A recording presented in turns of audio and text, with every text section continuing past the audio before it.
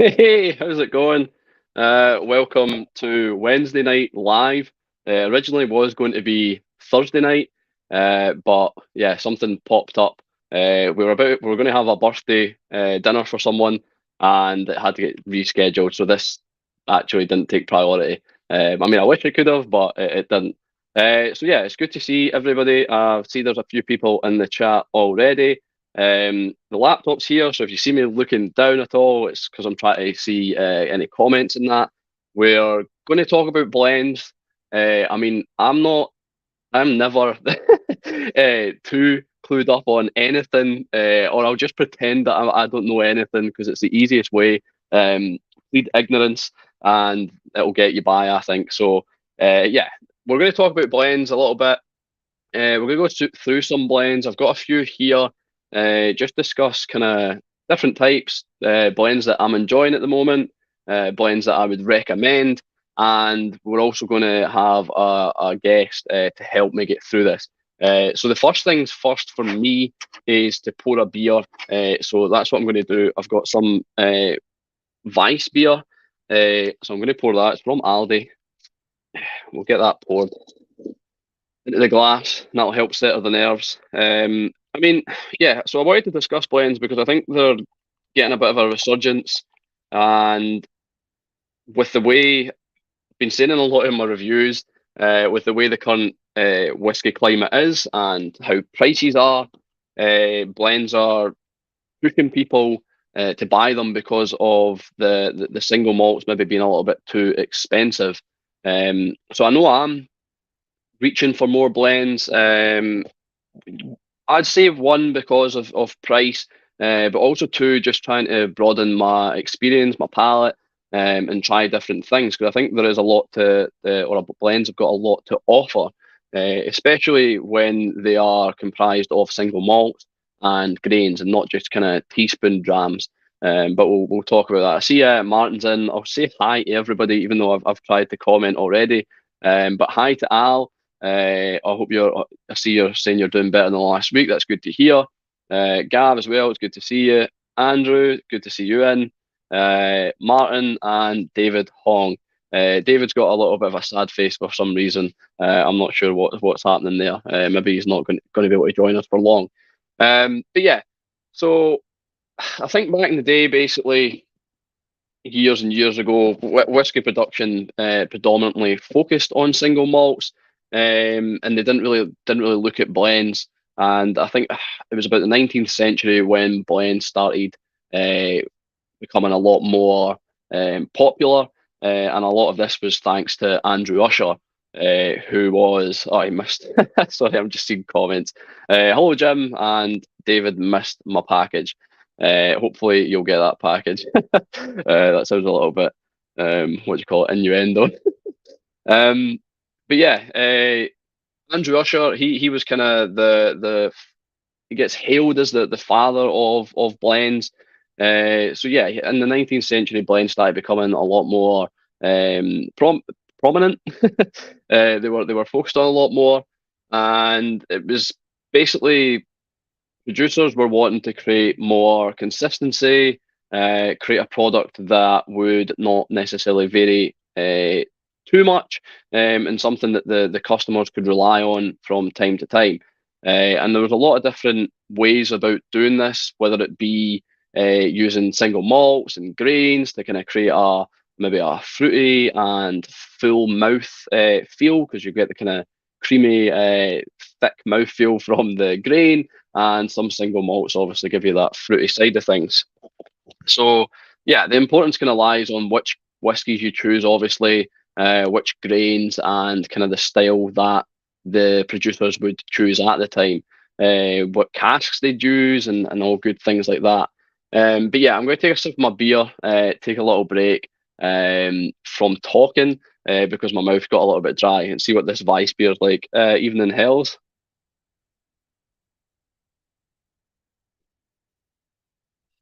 It's good. um, Pretty cheap from Lidl as well. I think it was only about £2.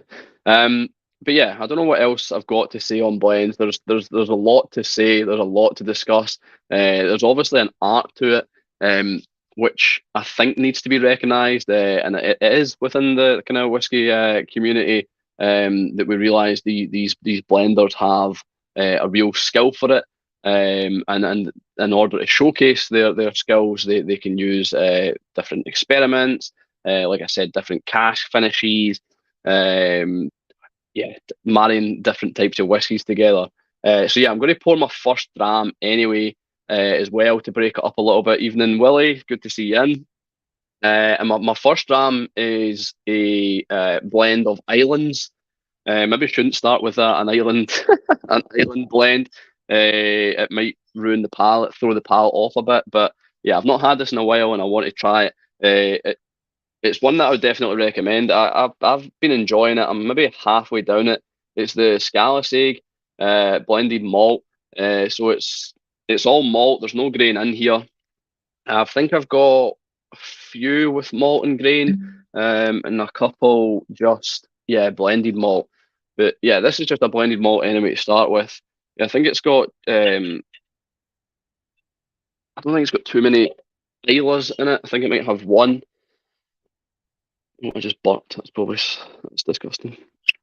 But yeah, 43% ABV. Uh, nice colour on it. It smells nice. I'm so nervous. I might just bring in the guest. I'll wait for a thumbs up for when he's ready, because yeah, it's so much better having someone to bounce kind of conversation off. But yeah, like I said, I think blends have become a real art form, and the what we're getting offered at the moment is true testament to the skills of the blenders. Because some of the things that are coming out at the moment, I've had a lot of blends in the last maybe 2 years compared to what I usually drink. I tend to always drink single malts. I don't normally, or never used to, go for blends. But like I said, recently with the kind of the prices and the availability of blends, it's something that I'm seeing myself reach for more often. This wasn't that expensive. I think this was only about £40, or £48. It was £40 to £50. So, and it just, yeah, you've getting a little bit of peat there. It's sticky, peaty, and you can just, I don't know, I think it's well put together. It's not too convoluted. There's not too many opposing scents or opposing flavors in there. It's quite a nice, well put together blend for me.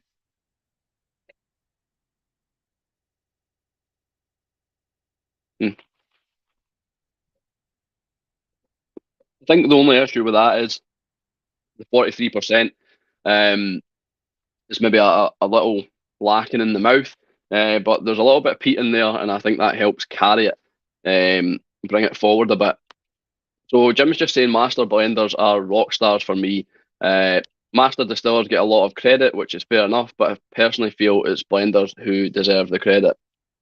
Yeah, I don't think blenders get enough. Yeah, I don't think they get enough credit. I mean, they're constantly. I know, obviously, distillers are constantly babysitting, if you will, their cash, their whiskies. But with the blenders, they're obviously keeping an eye on it, and then they can add to it, put other things into it. Whereas I think distillers are quite limited. Once it's in the cask, they can maybe change it to another cask, or they can maybe add some of their own single malt in there. Whereas blenders can maybe add some grain in there, maybe try a different distillery in there to see if that brings it up or whatever, and really kind of coach it that way and drive it forward to a point where they think the whiskey is optimum. So yeah, I think blenders do definitely deserve a lot more credit than they get.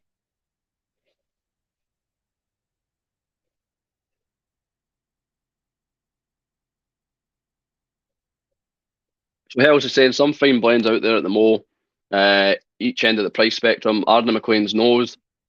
Yeah, it's one I've um, not tried and not really uh, sought sought after. I've not really decided. I've not decided to chase it yet or go for it.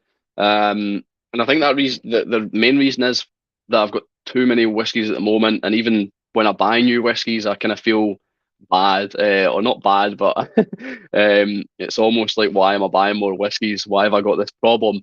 So yeah, I need to get through whiskies first before I buy more whiskey, and there's a few blends that I want to open first, and I'll just show one that's still sealed. But this Seven Sons blend, which is grain and single malt. But yeah, like the likes of this, I need to open this and finish this. But I've seen good things about the Maclean's Nose. Ardnamurchan just seem to have this real, I don't want to say cult following. It's almost like a cult.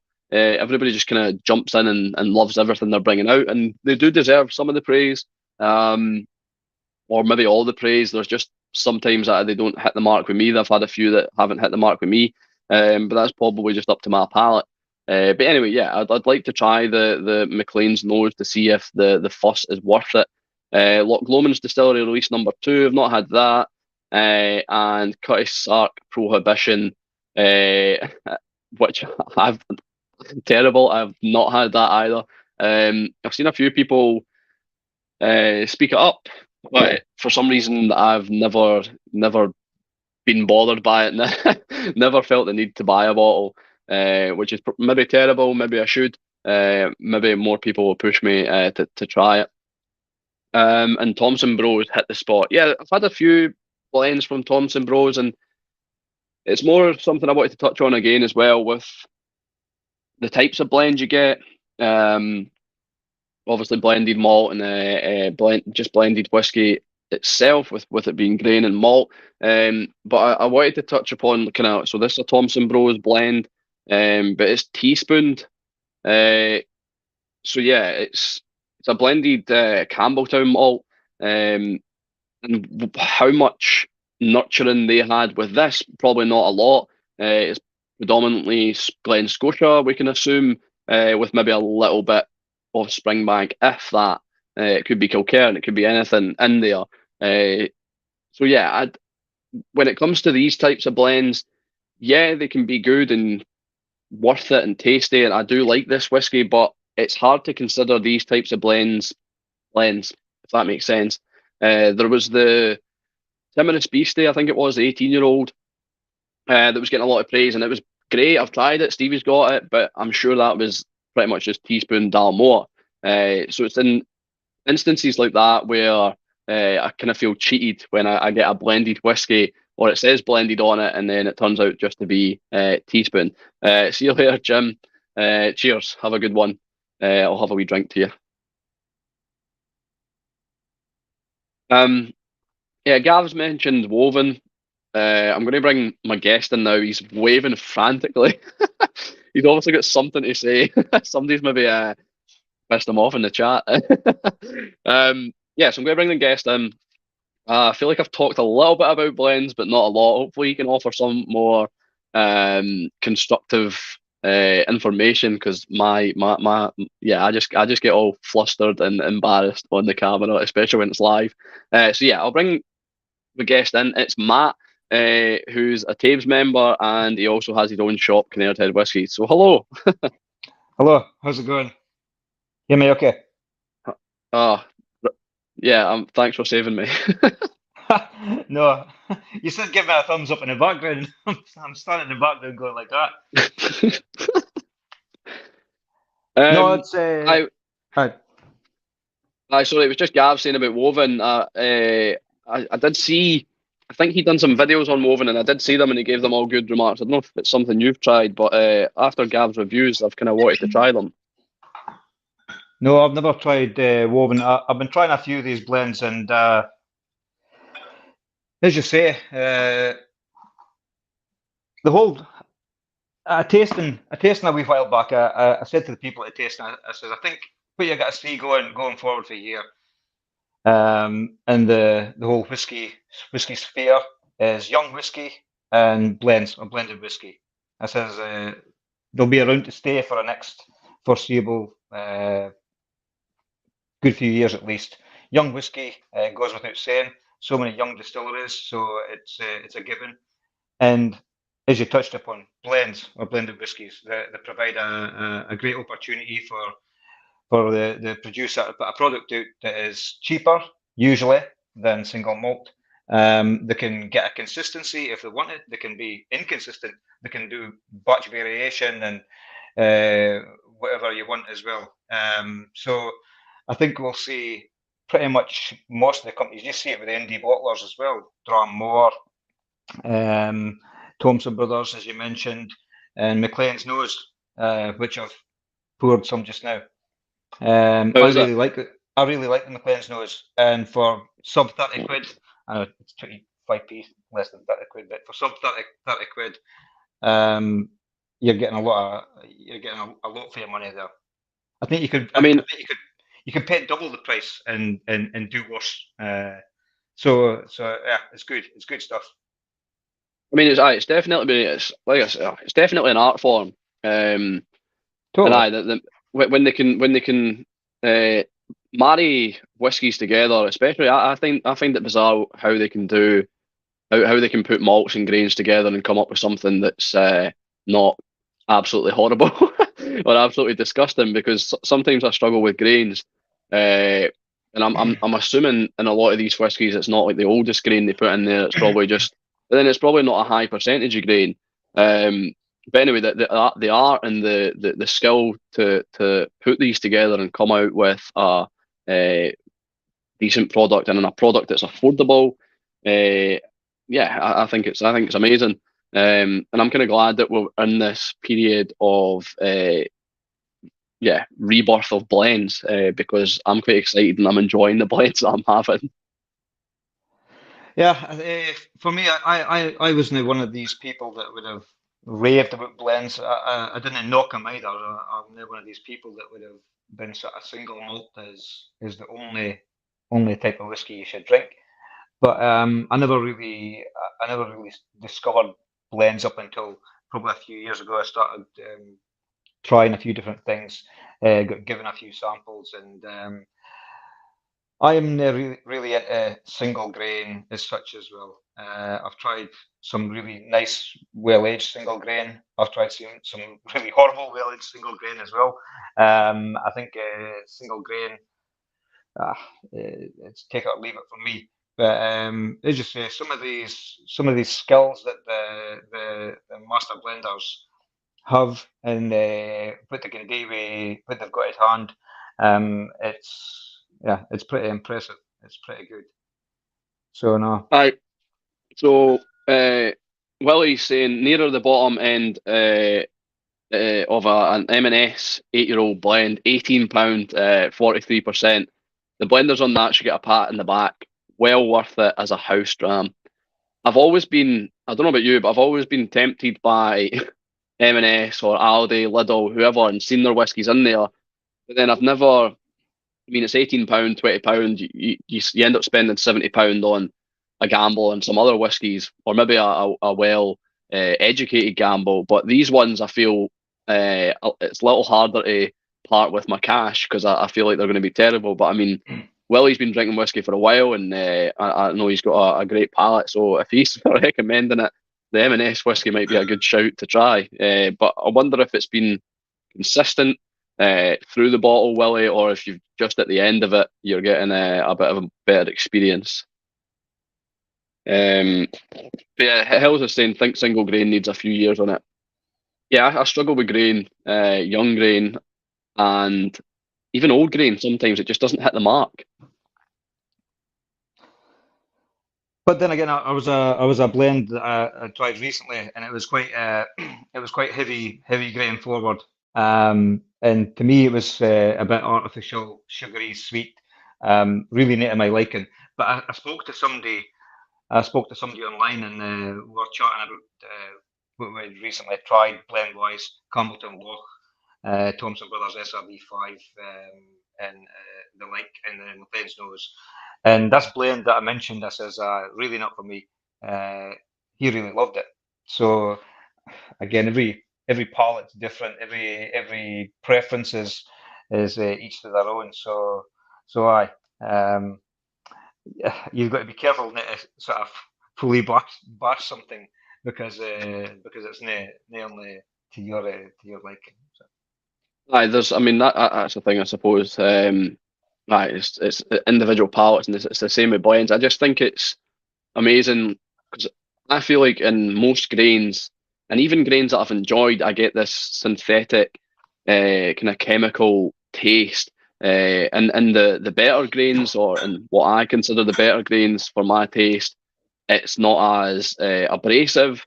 However, when I'm tasting blends that have got grains in them, I've never or I've yet to experience that kind of synthesized or chemical taste. And I'm not sure if it's because it's such a small percent in the makeup of the blend, and maybe the single malt's helping lift it up to a kind of an elevated state, in the purest sense, or if or I don't know, or if maybe I'm just too snobby when it comes to grains. I Grain don't know. snob. Grain snob, aye. Speaking about bargains and everything, I picked this up on auction.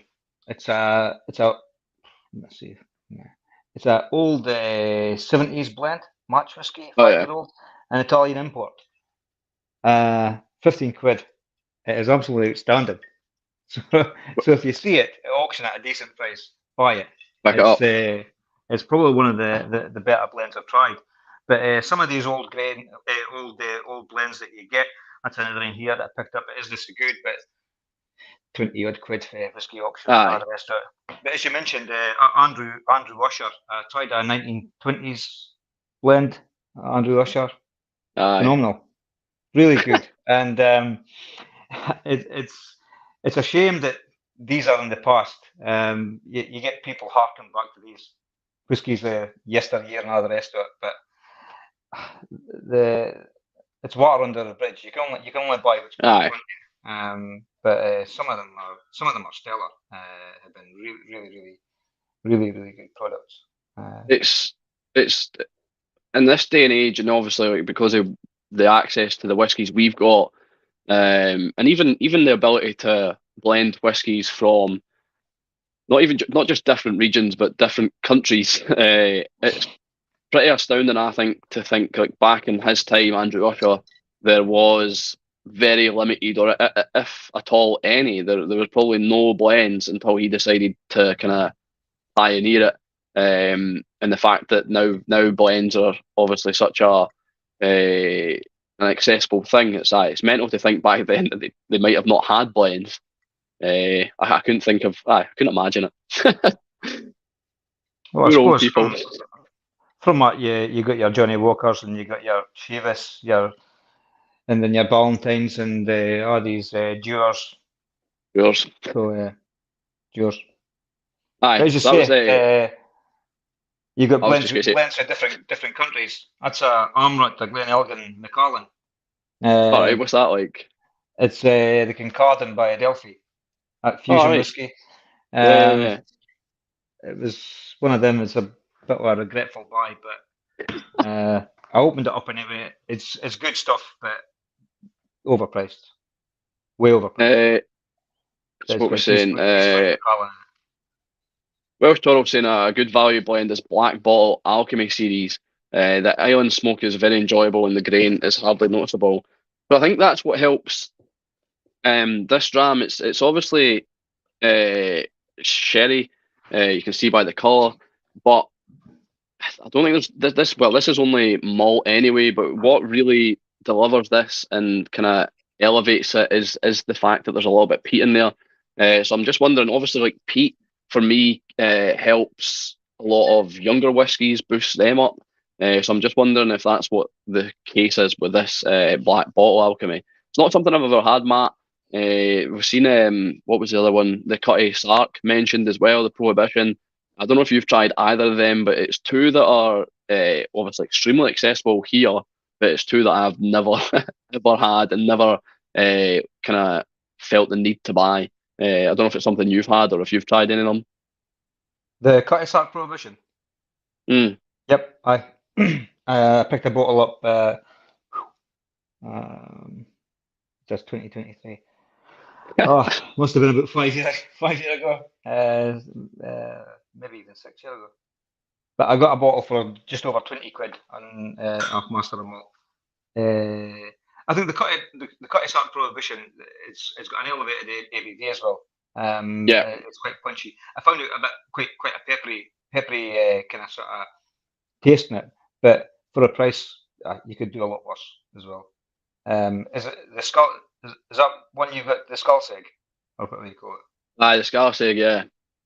I did try it in a shop. I was quite impressed with it when I tried it, but I never bought a bottle. I think there's two elements to that. It's the cask choice, which is the sherry, obviously helps carry it, and the peat. I mean, these are obviously things that these blenders or master blenders think about when they're marrying whiskies. Is obviously the age, whether it's going to have the age statement, whether it's going to be the type of cask it is, if it's just going to be bourbon or sherry, and then also the regions. And I think peat and sherry just really helps young whiskey, and it probably does the same favours to blended whiskey if it's maybe in a poorer state. Gav's saying if you read the long stride, the story is Johnny Walker, all about how blends started. I think there was a book. We were up the Speyside.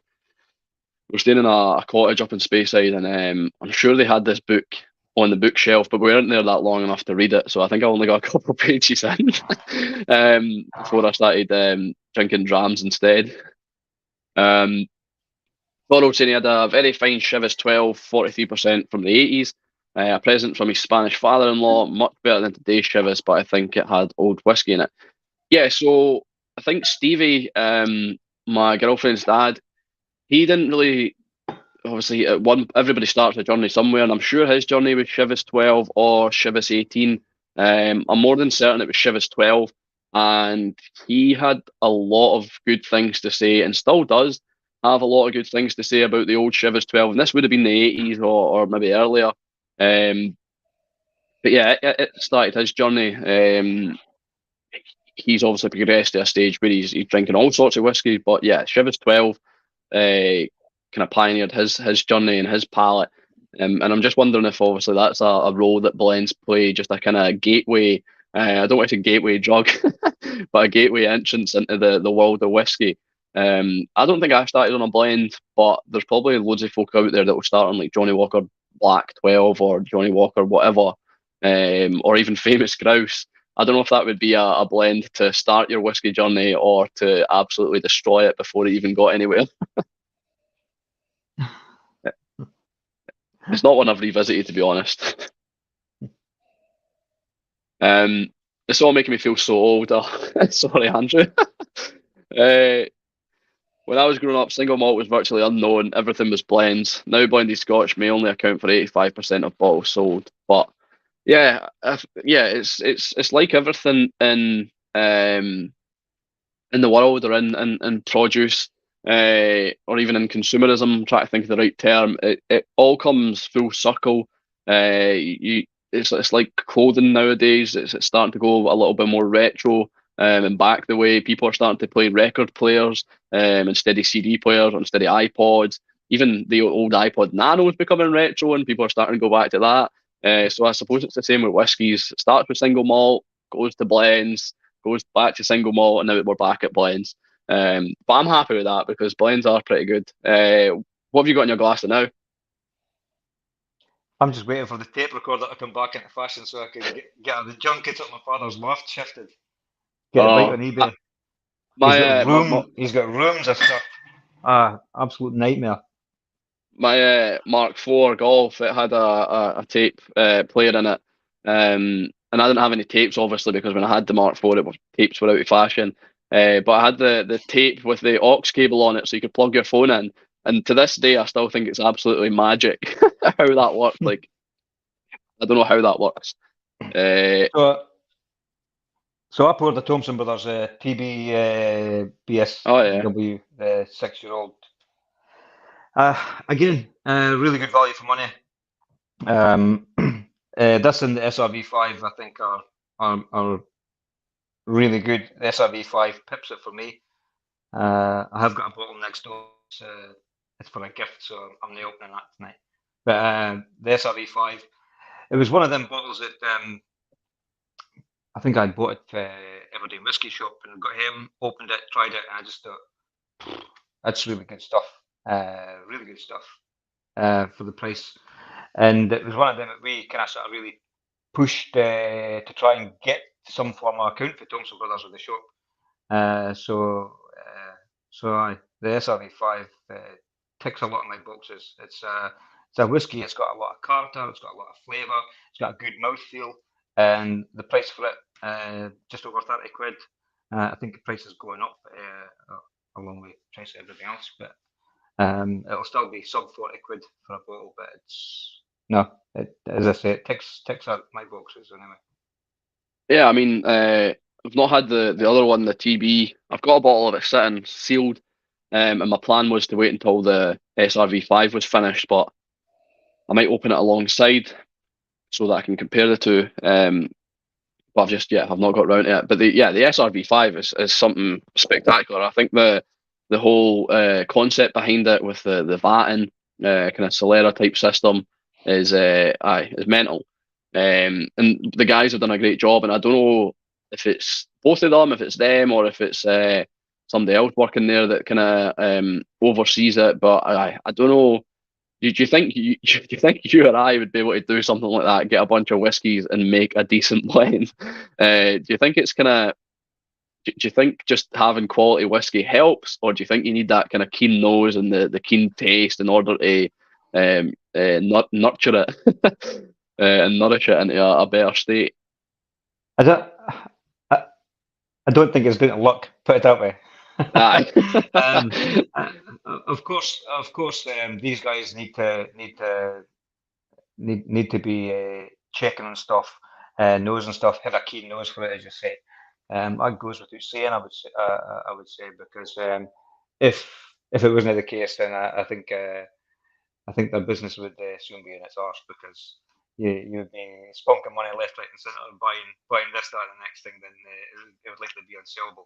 So no, I think they've got a good nose for casks. I think they've bought clever. I think they've bought well. They probably hit the market at the right time.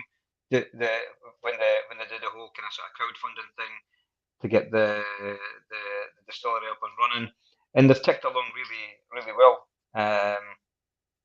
It's one of these brands that still is a bit of FOMO going about. I think lately FOMO hasn't died, but it's kind of sort of just dipped. I wasn't the same hype around about bottles. You were saying earlier on, you haven't bought the McLean's nose yet. It's been rife on social media, and if FOMO kind of sort of hit its way, you would have bought a bottle by now, but you haven't. The availability is quite high, so you don't need to run out and buy a bottle. But no, I think the Thompson brothers. I think they're really good at what they're doing, and I think they're really passionate about what they do as well. They just enjoy whiskey. Aye. Yeah. Aye, you can tell. You can definitely tell they enjoy the whiskey. Yep. Aye, so I've just poured this.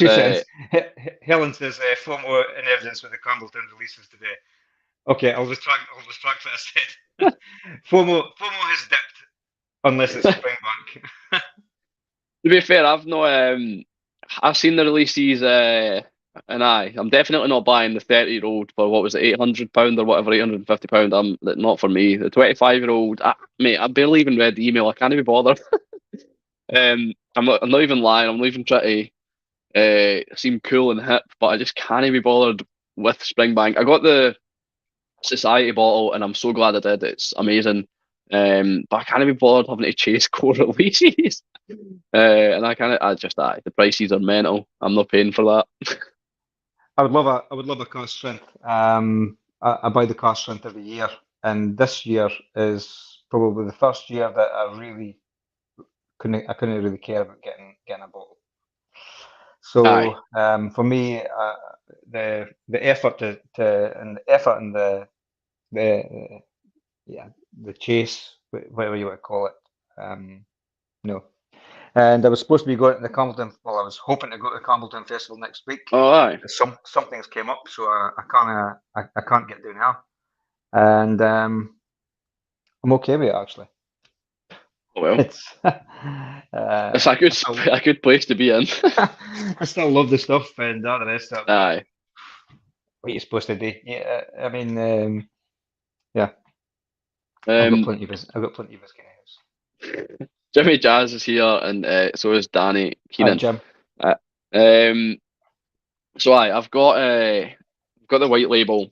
I think I have reviewed this on the channel. It's obviously Dewar's 40% ABV. I think this was £45 on the auction, and with the help of Jay Whiskey Rover, I think we got to the bottom that it was maybe the 80s and not the 70s bottling.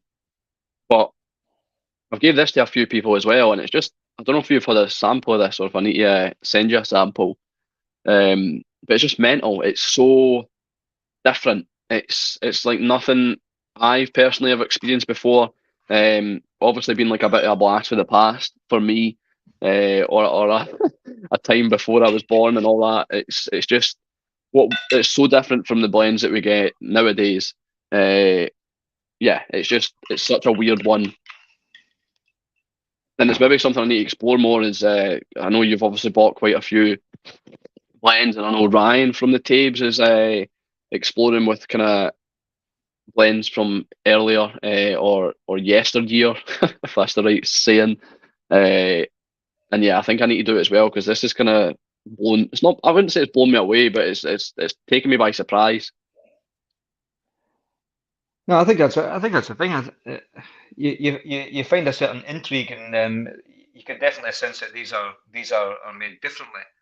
Um, Whilst Toro was saying earlier on about the Chivas for the 80s and the other bottle that you mentioned, I I was chasing an older Glen Grant 10-year-old for the 70s slash 80s, and you think yourself, Glen Grant 10, why? But if you tried this, it's bottled at 43% as well, Italian import, but totally different stuff.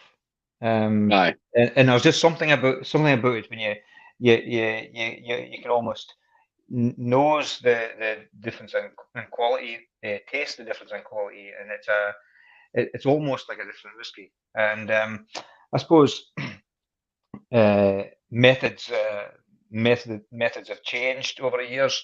As with everything in manufacturing or production, streamlined processes come into play, and human touch is kind of sort of reduced because machines, computers, etc., can do these jobs. So I don't think there's a single factor that has contributed to this. I think there's many different little factors that have just the whiskey is just different, and unfortunately, that's how it is. But as I said before, you can only buy or drink what's in front of you. Um, aye, so we'll move on for them times, and we're we're happy and feel lucky if we get to try these whiskies for yesteryear. But we find or we seek out quality in today's market. aye. Yeah, and I think like you touched upon with SRV5, like it's such a good it's such a good price for Mm. the quality of the dram. I mean, if I had this for the same price, 35 pound or whatever, alongside the SRV5. I mean, I wouldn't buy. I don't think I'd buy it over the SRV5, but I'd definitely buy this again if it was available because it's like touched a part of me.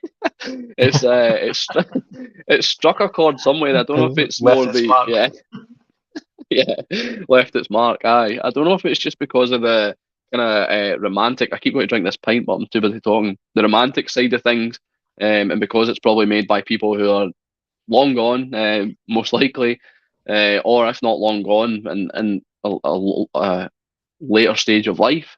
Um, but also it's just fascinating the taste from it. It's got this. I don't know how to. I really don't know how to describe the difference between blends nowadays and this blend. But it's like I don't know. It just feels kind of. It just feels like it's got more character. Maybe a not rougher, but yeah, I don't know. It's weird.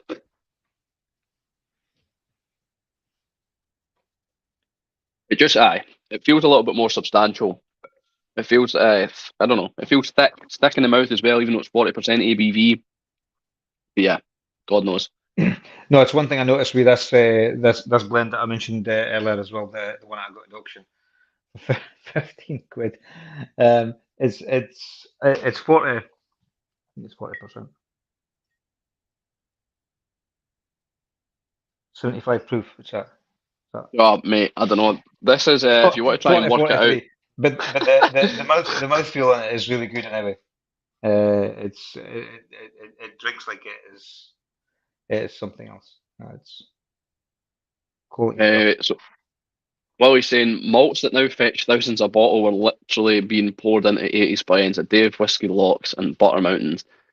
Yeah, so I'm not sure if this whiskey, or I mean, it's probably very coincidental or very lucky to get expensive malt in all your blends, but there could be a good chance that this has got quality stuff in it or not. All I know is it blended together. It's tasty. It's quality.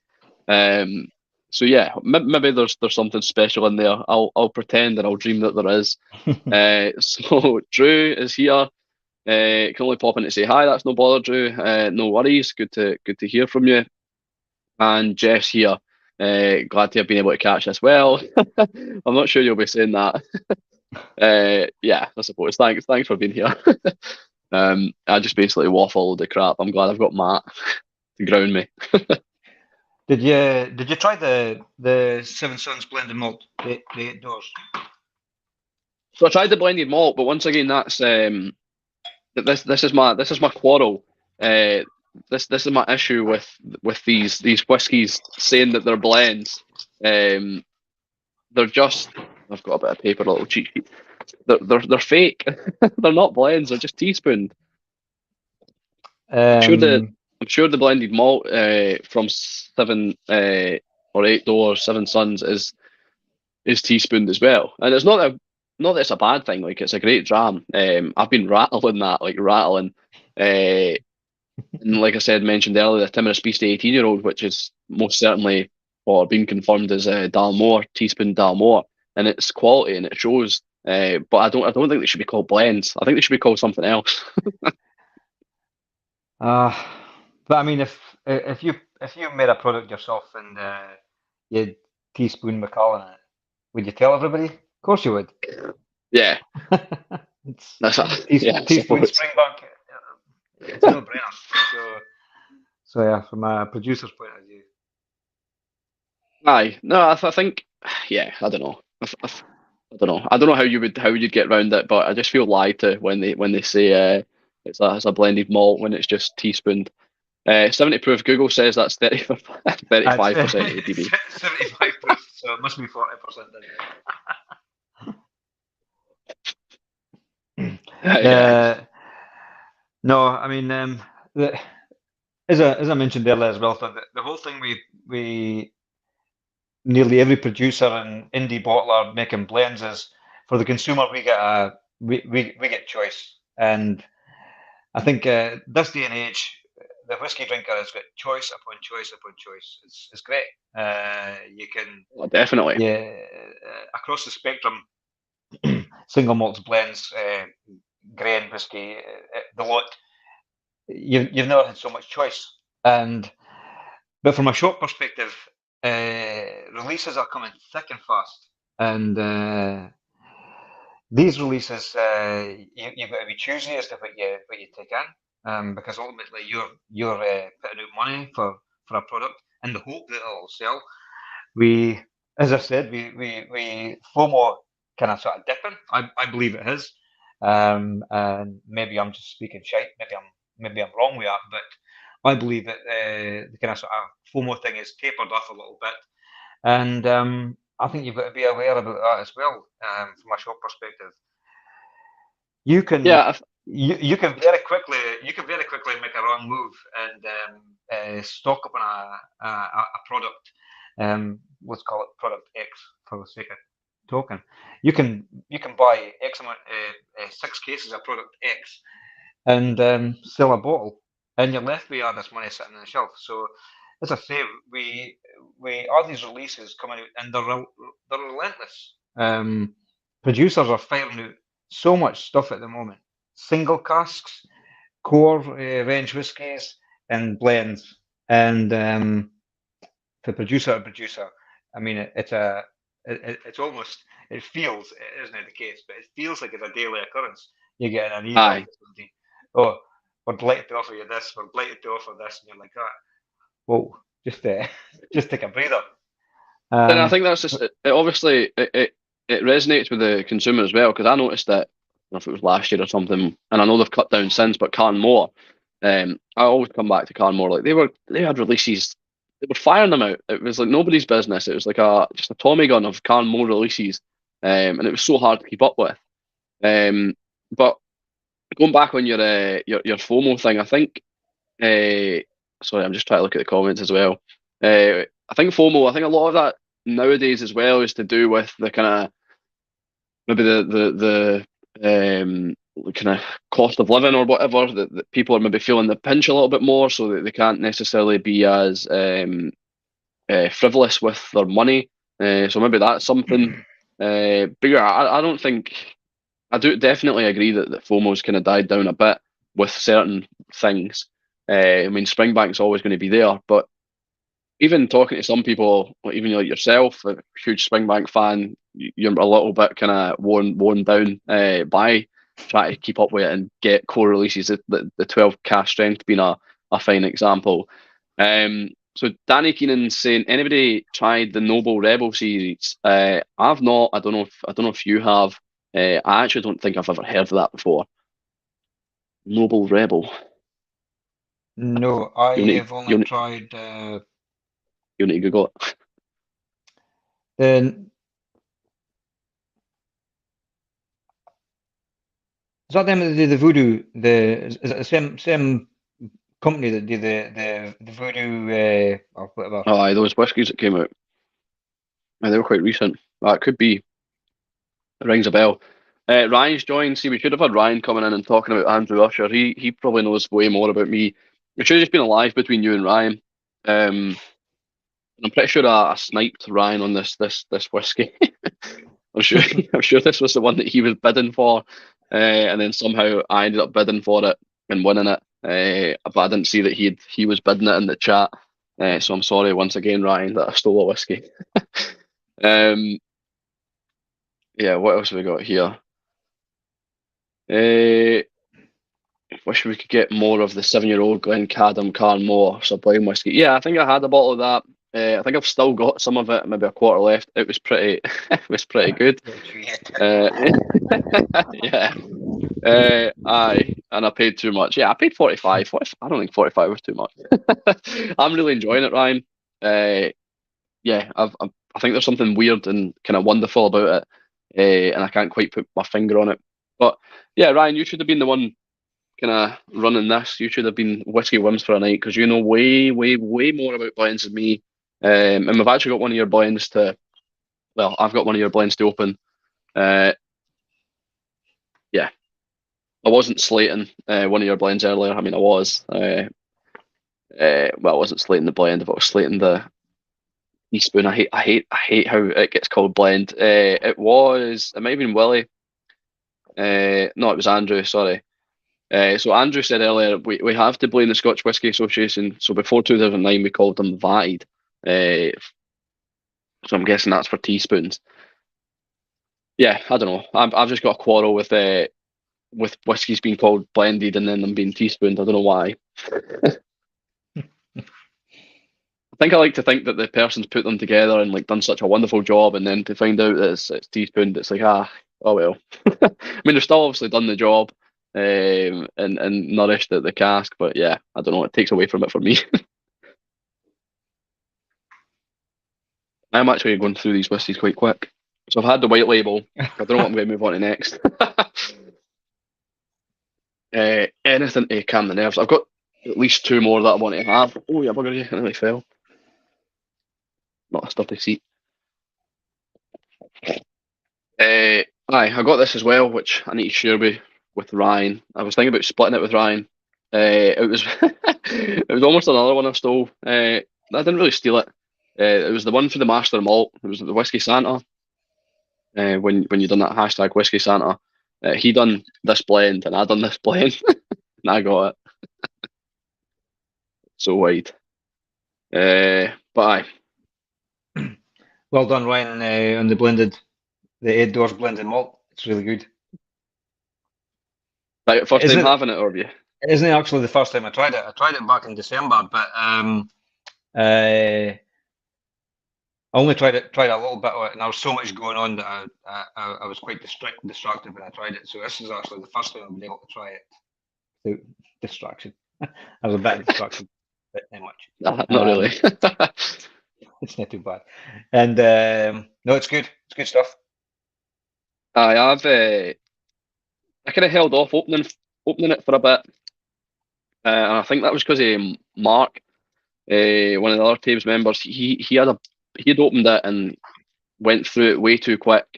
And to be fair, I don't think I drink as often as Mark. Not that I'm saying that he drinks too often, but he does have a child, and I don't, so I've not really got a reason to drink as much. Um, but no, he rattled his, and then I kind of seen the way that he went through it, and I was thinking if I open mine, I'm probably going to go down the same route. And that is it 8-year-old from? Is it an 8-year-old blend? Yep. I think it is. So I'm maybe halfway through it now. But ever since opening that, I've proper went through it at quite a quick rate. But yeah, I've got the Seven Sons actual blend. So it's got grain in there and malt. And Ryan could probably tell us more. 40% malt content from first fill sherry European oak casks. Oh, it's batch number 1. Oh, I can't believe I'm going to open it. Oh no, no chill filtration and no added colouring, and bottled at 46.7%. So we'll get that. Have you had this one yet? What one's that? The blend. The blend. Aye, the actual blend. No, it's a blended malt I tried. Right. I've tried the blend as well, but that was around about the same time as I tried the blended malt. And as I say, I never really gave it too much time. So I need to revisit it. I can't believe I've just popped a batch 1 bottle. It's worth millions. You wish. I've also got the I don't know if you can see the glass. That comes out quite well. It should be. It's focusing. Go on, focus. Do you see the glass? No? Or are you just not commenting?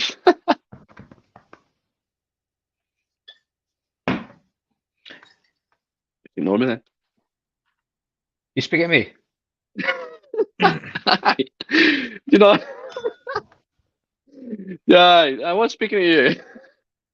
Do you not see the glass? Can you see the glass? Oh, yep. Oh, nice. Yeah. I've got one like it. Oh, you dick. This is good stuff. This has been sitting on the shelf and behind everything for quite a while, but it's Adelphi's private stock reserve. I think I think I maybe bought it in 2020 maybe. 2020, 2021. But it's a peated blended whiskey, bottled at 56.7, and I paid about 28 quid, I think, as well. Will Storer mentioned Eddie Rattley's banknote. I noticed that a wee while ago. Is it their blend bottled at 43% or something? But yeah, brilliant stuff. Less than 30 quid, 28 quid or something like that. Got to the Inverurie Whiskey Shop. I think I might have. I don't know if my camera's went out of focus, but yeah, I think I might have a bottle of that somewhere as well.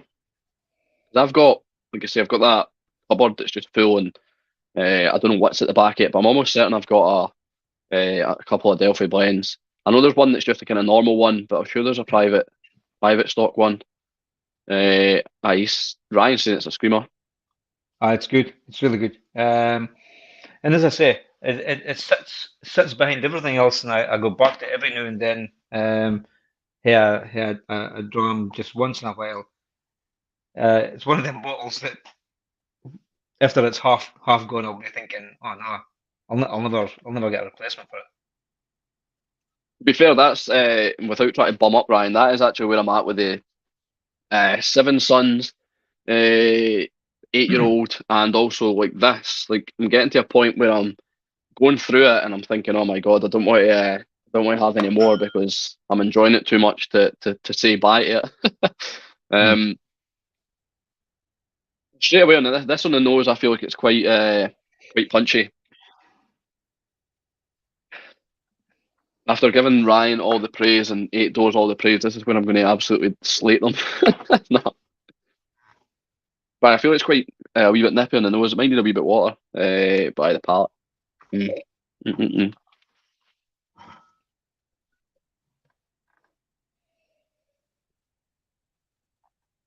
It might just need time to open up, or maybe water. But I feel like that's got a wee bit of ting, a wee bit of tang to it. Hopefully it opens up. Hopefully it's just the neck.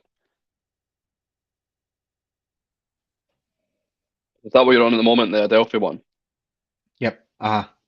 It's I really good. 28 quid 50, I think it is. Something like that. So Toro saying another decent blend is Suntory's Toki. It does a good job fulfilling my occasional Japanese craving for £30. I know a couple of websites that can fulfill your Japanese craving as well. If you're looking for peated blend, try Isle of Mist, less than £20. And Welsh Toro saying banknote is 43%. And Ryan's also saying add water to this blend, which I have. It probably does need a wee bit of water. But that's what I quite enjoyed about the 8-year-old blend from 8 Doors was that it was just aye smashing for the first gram to where I am at the moment.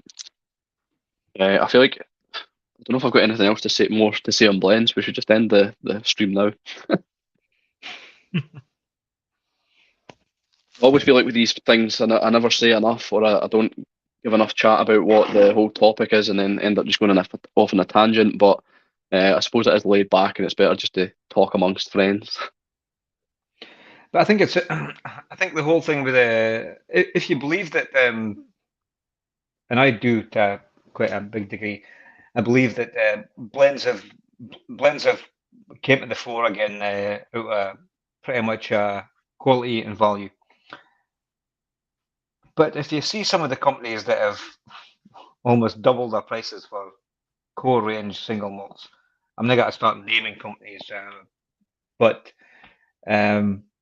because everybody knows about it. But some of the price hikes, on various products, they've been crazy, and almost to the point, or to the point where they've been unjustified. You've got people that will defend these price hikes, saying, "Oh, they've been undervalued for years or whatever like that. Something had to be done." All the rest, I don't buy that, to be honest with you. But I think a lot of these companies have been the larger companies that maybe looked on at the younger independent new distilleries charging your 45, 50 quid bottle for a 3, 4 year old single malt, and they were like, right, okay, we've had enough of this. Um, we'll try and see how far we can push it. And yeah, it's so it'll be interesting to see how the market sort of goes from here. People's pockets have been kind of sort of closed a lot more with the cost of things, which is sad, but it's how it's been, and yeah, I don't think it'll be a retrace on pricing. I don't think that can happen. But where the companies go for here, if the products don't sell the same, if people Aye, are buying cheaper stuff, etc., or if people aren't buying at all. I've always like thought about like the kind of whiskey bubble and that, and when it's going to pop. But there was an example that was given to me about I think it was Porsche's And for years and years, people said like Porsches would lose their value, or the old type would lose their value. And ever since, they've just been increasing and increasing. And it seems like whiskey's going in the same direction. So it's almost alarming that it's not stopping. But I think that not only the producers and distillers to blame, but I think also the consumers. Totally. Like Oh, totally. we're FOMOing new distilleries, new releases that are not tried and tested, that are sometimes lacking in quality. And I will name names. I'm looking at like McMahon and that, and I think Lindor's their first couple ones didn't sit with me. I mean, there has been exemptions, exceptions, which have been kind of Ardnamurchan, or yeah, what I've released has been Ardnamurchan have been pretty good. Even like Kingsbarns, that's not really sat well with me, and people are just kind of lapping them up. And then you've obviously got the secondary market where Springbank have came out openly and commented on that, saying that they kind of want some of that for themselves. So I think that was during the live stream about why they were putting that 27-year-old up to 2000, whatever it was. One of their justifications was because it will get flipped, and why can't we have that money instead of some flipper? Which I do agree with because they've made it, but it kind of puts the consumers in a difficult position on what to buy. We end up having to buy the younger stuff or go to blends. And I suppose, does it really harm? Does it really harm distilleries selling their distillate or their spirit to companies for blending because they're still making money, or does it kind of put their name into a lesser light? I don't know. I don't know how that'll work out, but all I know is I'm enjoying blends. So if that's the way it has to go, bring it on. Yeah, it's no, it'll be interesting to see where it goes. I don't think it'll be a pop or a burst or an explosion as such. I think it might be a bit of a common doing. But I mean, yeah, for years everybody's been saying the bubble's got to burst, the bubble's got to burst. Just like they've been saying, that rum's the next big thing. It's never became the next big thing yet, but it is becoming popular. It will be the next big thing. Granted, rum's been increasing popularity, but no, I don't think we'll see a pop. I just get surprised, more and more surprised as the years go on. The price that people, myself included, are willing to pay for a bottle of whiskey. It's stupid, but I think in recent years, or even in the last year, I've been a lot more conservative with how much I'm spending and also what I'm buying. Like I said, Carnmore was a fine example. There was a point where I was almost buying every Carnmore because I knew they were quality and I knew weren't that bad price. But there was a point where I just had to curb it because it was just it was stupid. It was just buying it for the sake of buying it. Whereas now I feel like I'm a little more selective.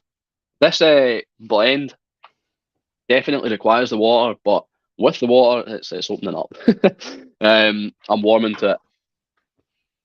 I can't wait to spend more time with it, get some notes written down and get a review. But yeah, initially without the water, it was a little bit off-putting. So I'm sorry, Ryan, but with the water, yeah, it's a lot better. So I'll go through some comments. I see you're looking at some. I'll just go and grab something.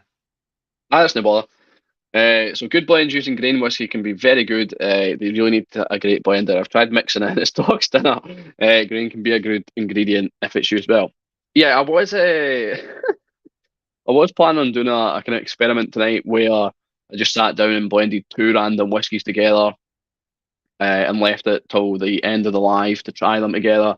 Obviously, that wouldn't give maybe the appropriate time for them to marry, but I wasn't going to think too much into it. I was just going to basically test how lucky I could get and try and be as honest as I could and see where that got me. But that's what I kind of tried to touch on earlier with grains.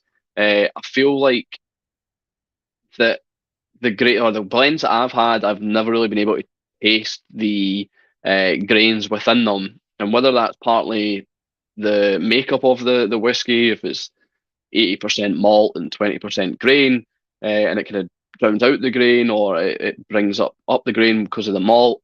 or if it's just because the blenders are so good, they know what they're doing, and they're able to kind of subtly introduce the grain and use it the way they want it to be used, to give it a more fuller mouthfeel, or just a little bit more creamier or what. But yeah, credit's got to be given to the blenders, and yeah. Yeah, that's what I'm going to say. We've got a whiskey bond, Mark. He's in sunny Lanzarote. I hope you're enjoying the holiday, and I hope I've not ruined your your holiday by doing this live stream, or you joining the live stream. Koski 1885 got the new McLean's nose from Ardnamurchan and Adelphi on order. Hoping for good things, £30. Yeah, you could get that open and let us know what you think of it, because I'm really intrigued to see or hear as many opinions as I can before I decide to pull the trigger, because I'm holding off for some reason and I don't know why. Anything over 30 quid. I know. Every penny's a prisoner. No, as I say with all this whiskey. Anything over £50 has a very good reason for me today. Bruichladdich Isle of Barley is about £50 a bottle, and that sets a standard for me. I think it's good to have a limit. A lot of people do have a limit; they won't spend over 100 a bottle or whatever. It's definitely good to have limits, because then you end up just buying everything. That's where these new style value for money blends are maybe hitting the mark, almost going full circle to be good old days. Yeah, I think, yeah, blends are back, baby, for sure. That's my new catchphrase. Blends are back, baby. I did a blending session with Compass Box. It was quite enlightening. Yeah, I think I'd like to. I know Chivas send out. They've got like a little box where you can blend things together, kind of little samples. I don't know if that's just more gimmicky, but I think I'd like to do an in-person experience at a distillery or whatever, or at an event, to try and see where that takes my skills. Because it'd be interesting to see how your nose adapts and takes things together, and then once you've actually put it together, how it changes, and if it changes for the better or the worse. I think that'd be pretty cool to see. Willie, doesn't take a lot of malt to completely alter the profile of the grain.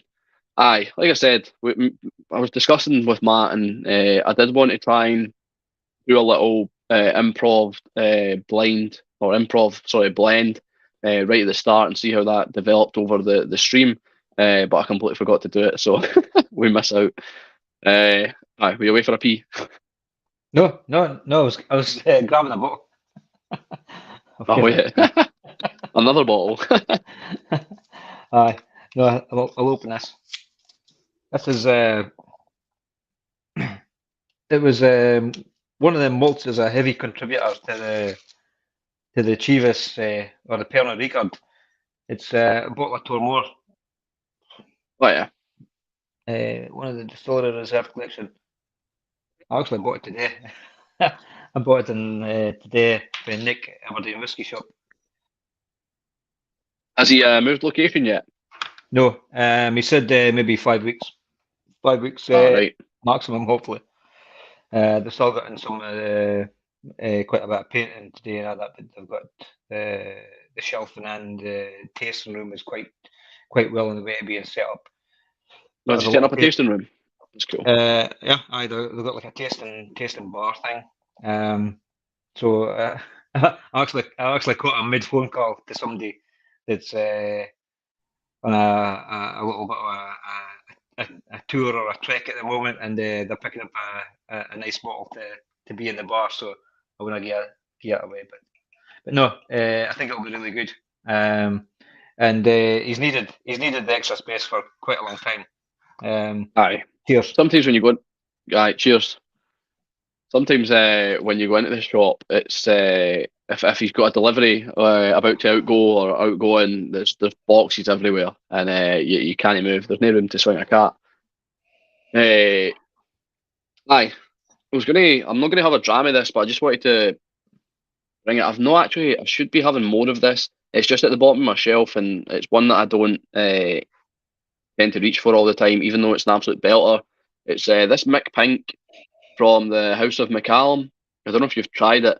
But once again, I've seen it. it's a blend. It is a blend, so it's grain and malt, and it's finished in port casks, unchill filtered and natural colour, 43.5%. It's actually fantastic. I probably should have a dram of it, but yeah, I've really enjoyed it. Just for some reason, not The don't gravitate towards it 'cause it's at the bottom of the shelf. the reason I opened this Tormore is we did a tasting with Sandy Hislop, Oh yeah, Chivas or Pernod Ricard, whatever you want to call them, and the tasting included Tormore, Glenkeith, Strathisla, Longmorn, all these distillery reserve bottles, and it's a lot of these single malts are heavily focused on their blends, but excellent stuff, and I'm quite enthusiastic to see what Sukinder or Elixir does oh yeah, with Tormore if they're buying it last year. I think it's a great acquisition for them. oh You know, definitely. Billy Walker bought Glenalchie for Chivas as well. What's that face for? It's a bad word. Great It's a acquisition bad for word in him. these streams. Great acquisition for him, and as a brand, he's done really well with Glenalchie. So I think yeah, it'd be great to see what happens with Tom Moore in the future. But Aye, it just shows the quality of stuff that goes into a lot of these blends. For want of a better word, bog standard blends that you find in any bar up and down the length of the country or on the continent worldwide for that matter. Your Chivas's and all the rest, but it's good stuff going into it. I think that's what he's forgetting. aye. Well, you take the likes of Unleashed, which is what probably the biggest is it probably the biggest contributor to Johnny Walker. I'm sure it's into Johnny Walker, and you think about Clynleash as a single malt. Yeah, they've got the 14-year-old, and yeah, it's obviously highly regarded. But other than that, how often do you hear people? I've got a fly. How often do you hear people like talk about Clynleash as maybe their favourite distillery or whatever? And obviously the 14-year-olds, it's great. But it just goes to show you when you've got when you've got really good whiskey like that. Tormore being a fine example. Like I really enjoy some Tormore. The 28-year-old for Thompson Bro is one of my favourite drams. And there was I think there was a 13-year-old for Carnmore that I've been enjoying. Aye, they've got the quality there to build a decent foundation, and there's obviously a reason why these blends do so well. Yeah, I'll go to look at the comments. Mark's out of the bingo. Nah, he's away to sunbathe because he's cheap. Yeah, cheap. Best blend I've ever had, an old Pair 24. What about you lads? We'll watch this on reply later. The best blend.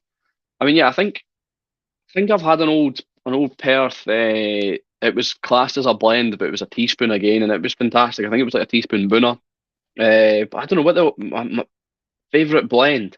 What about you, Matt? I'll let you answer, and I'll have a wee think. My favourite blend? Oh, it's easy. It's a Usher's 1920s blend. It was absolutely stellar, and as I say, I'm really fortunate to been given a sample. Otherwise, I would have never tried it. And I tried it blind as well. It was like a pack of 5 or 6 whiskies, and it was 2020. I was in quarantine, stuck in a hotel room, and I tried it as blind, and I just went like that. Oh wow, this is something really special. And of course, you scribble a few notes down and all the rest of it, and write a little score of what you think it is, and then you find out. And I nearly, for want of a better word, I nearly shot myself when I seen what it was. I thought, wow, it's incredible. Really, Are you lucky? really good. Not jealous at all. No, but as I said, the SRV5, Campbelltown Loch, I think in today's kind of terms, modern blends, value for money, Yeah, and quality.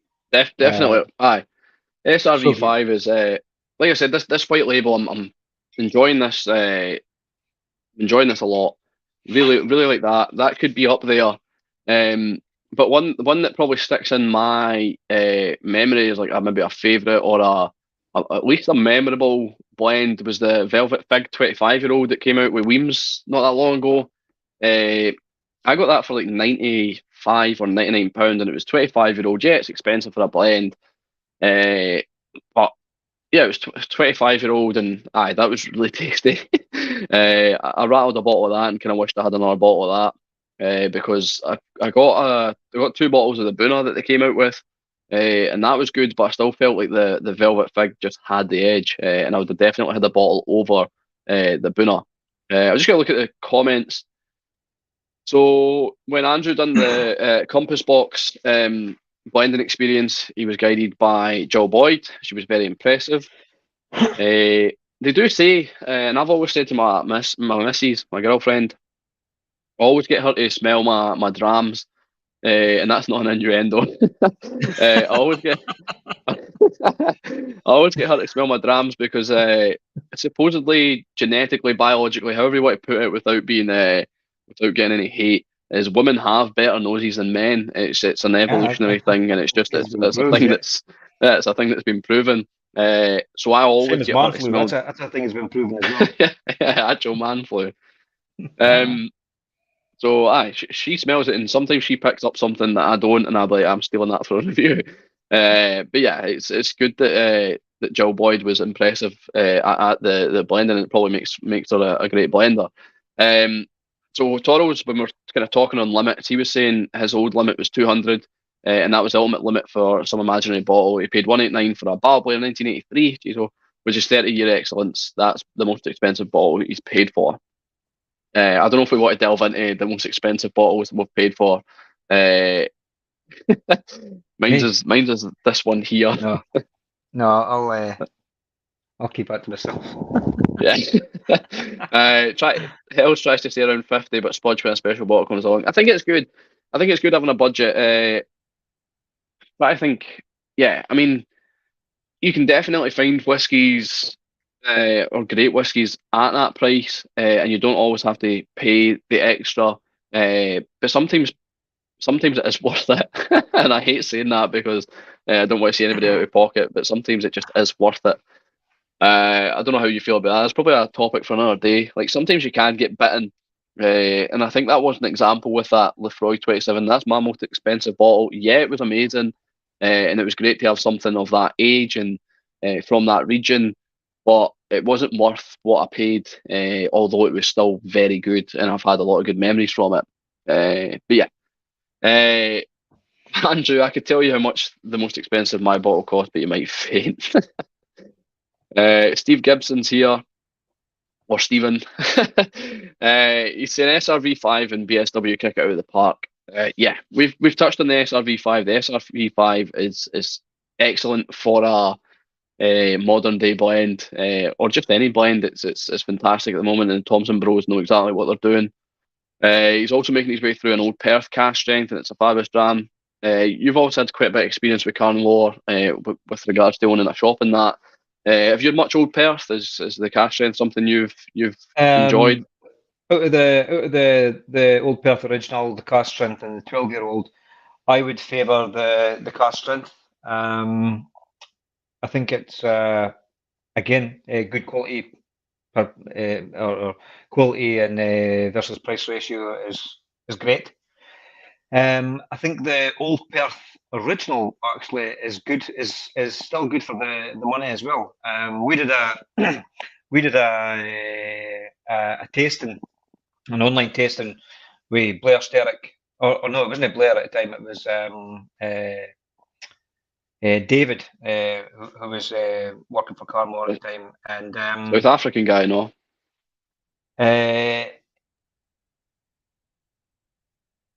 He might have been. He wasn't Scottish, put it that way. I can't remember. But it's Blair has been there for the last few years. I tend to forget. But so with the Old Perth original, with a couple of Carnmore bottlings that I can't remember at the time, I think we had finished with the Old Perth cask strength. The 12 was now released at this time, and we opened with the Old Perth Original, and I was slightly nervous because I thought to myself, I would like to open with something that is kind of sort of bang in your face. Here it is. Here's what we've got to offer. But the Old Perth Original was really good. It was just over 30 quid at the time, and I was pleasantly surprised with it. Speyside single malt whiskies going at it, blended malt. So yeah, if you haven't tried it, Yeah, don't knock it. It's no, good stuff. I've had it. Like I done a tasting with Dunkeld Whiskey Box, in Dunkeld, and Carnmore were there, and we had the old strength, the old Perth 12, the old Perth cask strength, and like I said, I think it was a teaspoon Boonah or something like that, and obviously teaspoon Boonah was absolutely fantastic. It was like 26 or 28-year-old or something. It might not. Was it a Boonah or was it a Bruichladdich? Can't remember. Anyhow, Is the Steven still looking for the PX?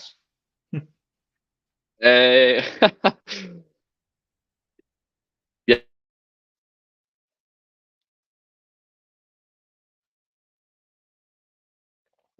Oh, Stuart, cut off.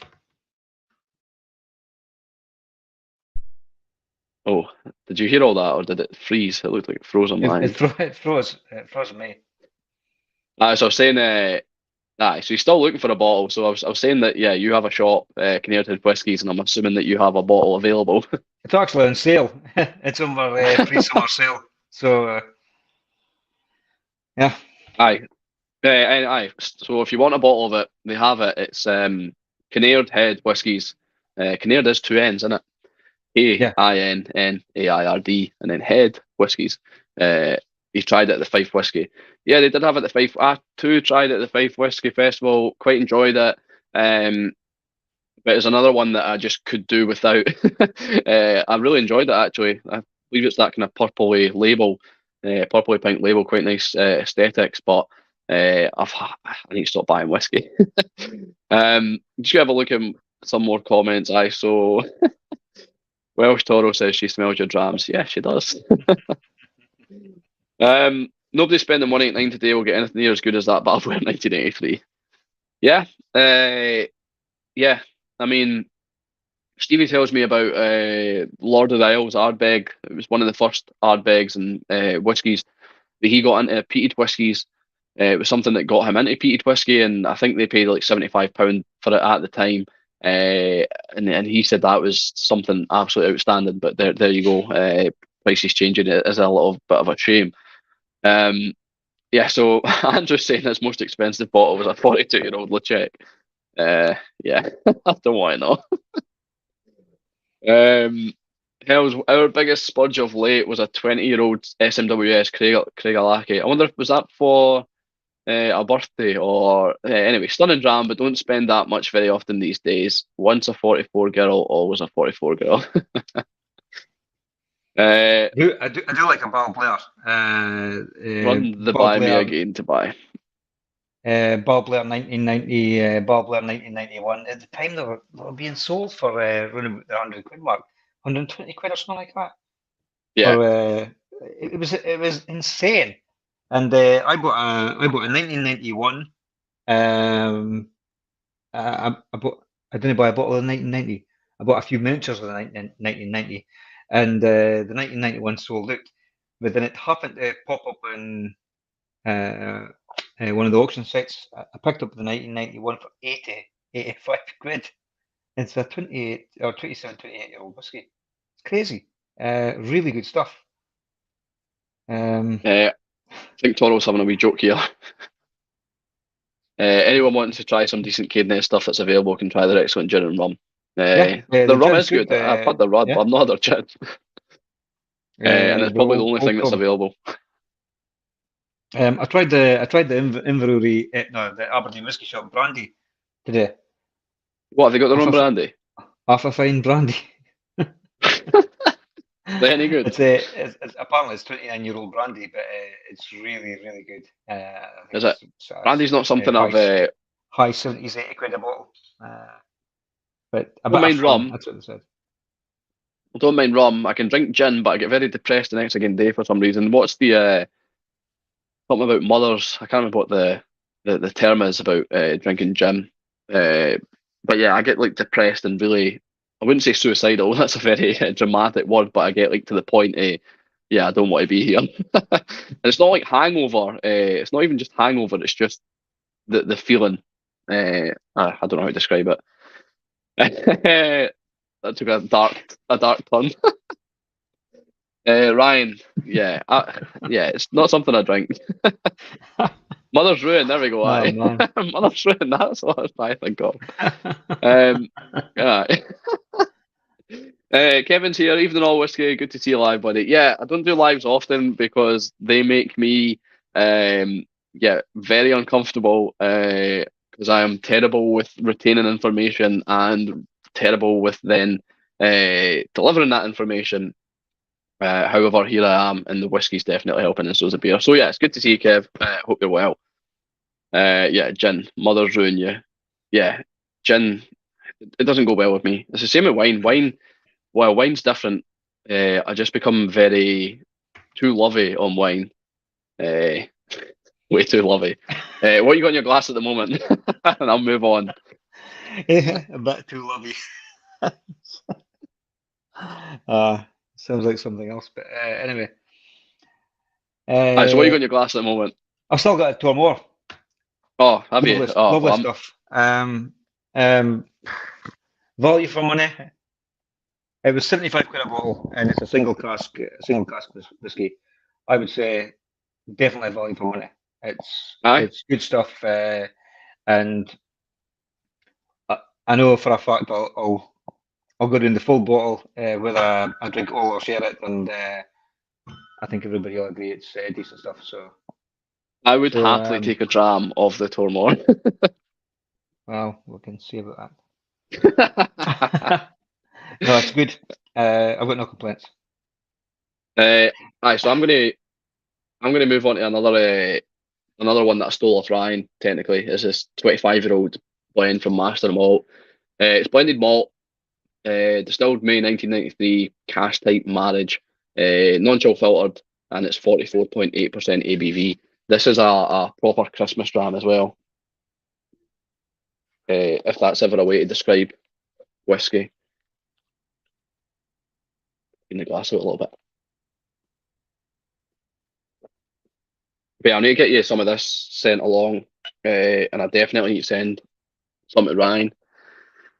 And did I give you any of the white label, the Dewars? No, I'll send you some of that as well. I can I can check my sample shelves, but I don't think so. I've got to a point where I've kind of laid back on the sample sending because I don't want any in return because I've got so much. I know what you mean. I always think when I send some samples out, when I send some samples out to people I've never sent samples out to before, the usual comeback is, oh yeah, I'll send you something, and I almost think it's offensive to say no, it doesn't matter. No, because sometimes I think you maybe making the person feel as though he's tapping off you or whatever, and it is never intended. But honestly, if there's somebody that doesn't need any more samples apart from yourself, it's me. I have got samples upon samples upon samples, and it's one of them things that I try so hard to whittle down. And you don't want to be drinking for the sake of drinking because that isn't really sort of the goal or the purpose of doing it. But I just think to myself, there's sample bottles everywhere in here, and it's an absolute mess. So yeah, I'll gladly send samples out, but I don't want any back. I always feel like if I say no to someone sending samples, it's as if their samples aren't good enough for me. That's what I feel like it's conveyed as. But yeah, I like sending samples, and if there's never a need to obviously recuperate, but obviously it's something that people like to do. Steve's saying, "Oh no, he's going to be broke." Excellent, Old Perth in basket now. However, I'm going to have to put the brakes on the LBD Port Charlotte. I mean, it's a good price. I'll say when we're on the subject of buying expensive whiskies, I bought a bottle of the Port Charlotte. I was working over Christmas time and I got some Christmas bonus money and all the rest of it, and I thought I'll buy something. The Port Charlotte is lovely. It is expensive for what it is, but when you put it in the context of what it is, you can almost justify the price. But it is an expensive whiskey. It is good. Aye. If you Paul want a saying sample, if you wine. want a sample, Steve, will send you a sample. There's a good man. Wine is my other hobby. Sherry too. Mezcal, Jesus. You forgot to mention rum, beer, and cider. Uh, yeah, Andrews, did you ever try the ones I sent? No pressure. Yeah, I've got them sitting, Andrew, and I'm not gonna lie, Matt was a second choice. This live was going to be Stevie and I on Thursday night, originally, and Stevie had to drop out. He's been having some stomach issues and he's trying to get over that, and he didn't. We had a couple beers and a whiskey the other night, and he thought, yeah, I'll be fine. But he's for his health, he's decided not to do it because it makes sense anyway. He's okay.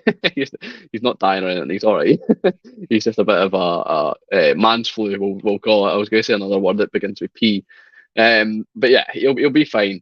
So yeah, we were going to have your drams there and try them live and see what they're like, and hopefully you would join and see us react to them. But yeah, that will happen. We're still planning on doing it. We don't want to have the drams without doing it as a live because we think it will be a good experience. So yeah, they are sitting, they are waiting. I've got them segregated from my other samples, and we will get to them. Kevin saying, what's your go-to whiskey at the moment? The one you find yourself reaching for more than others, and you feel weather has an impact. Oh, and do you feel weather has an impact on dram choice?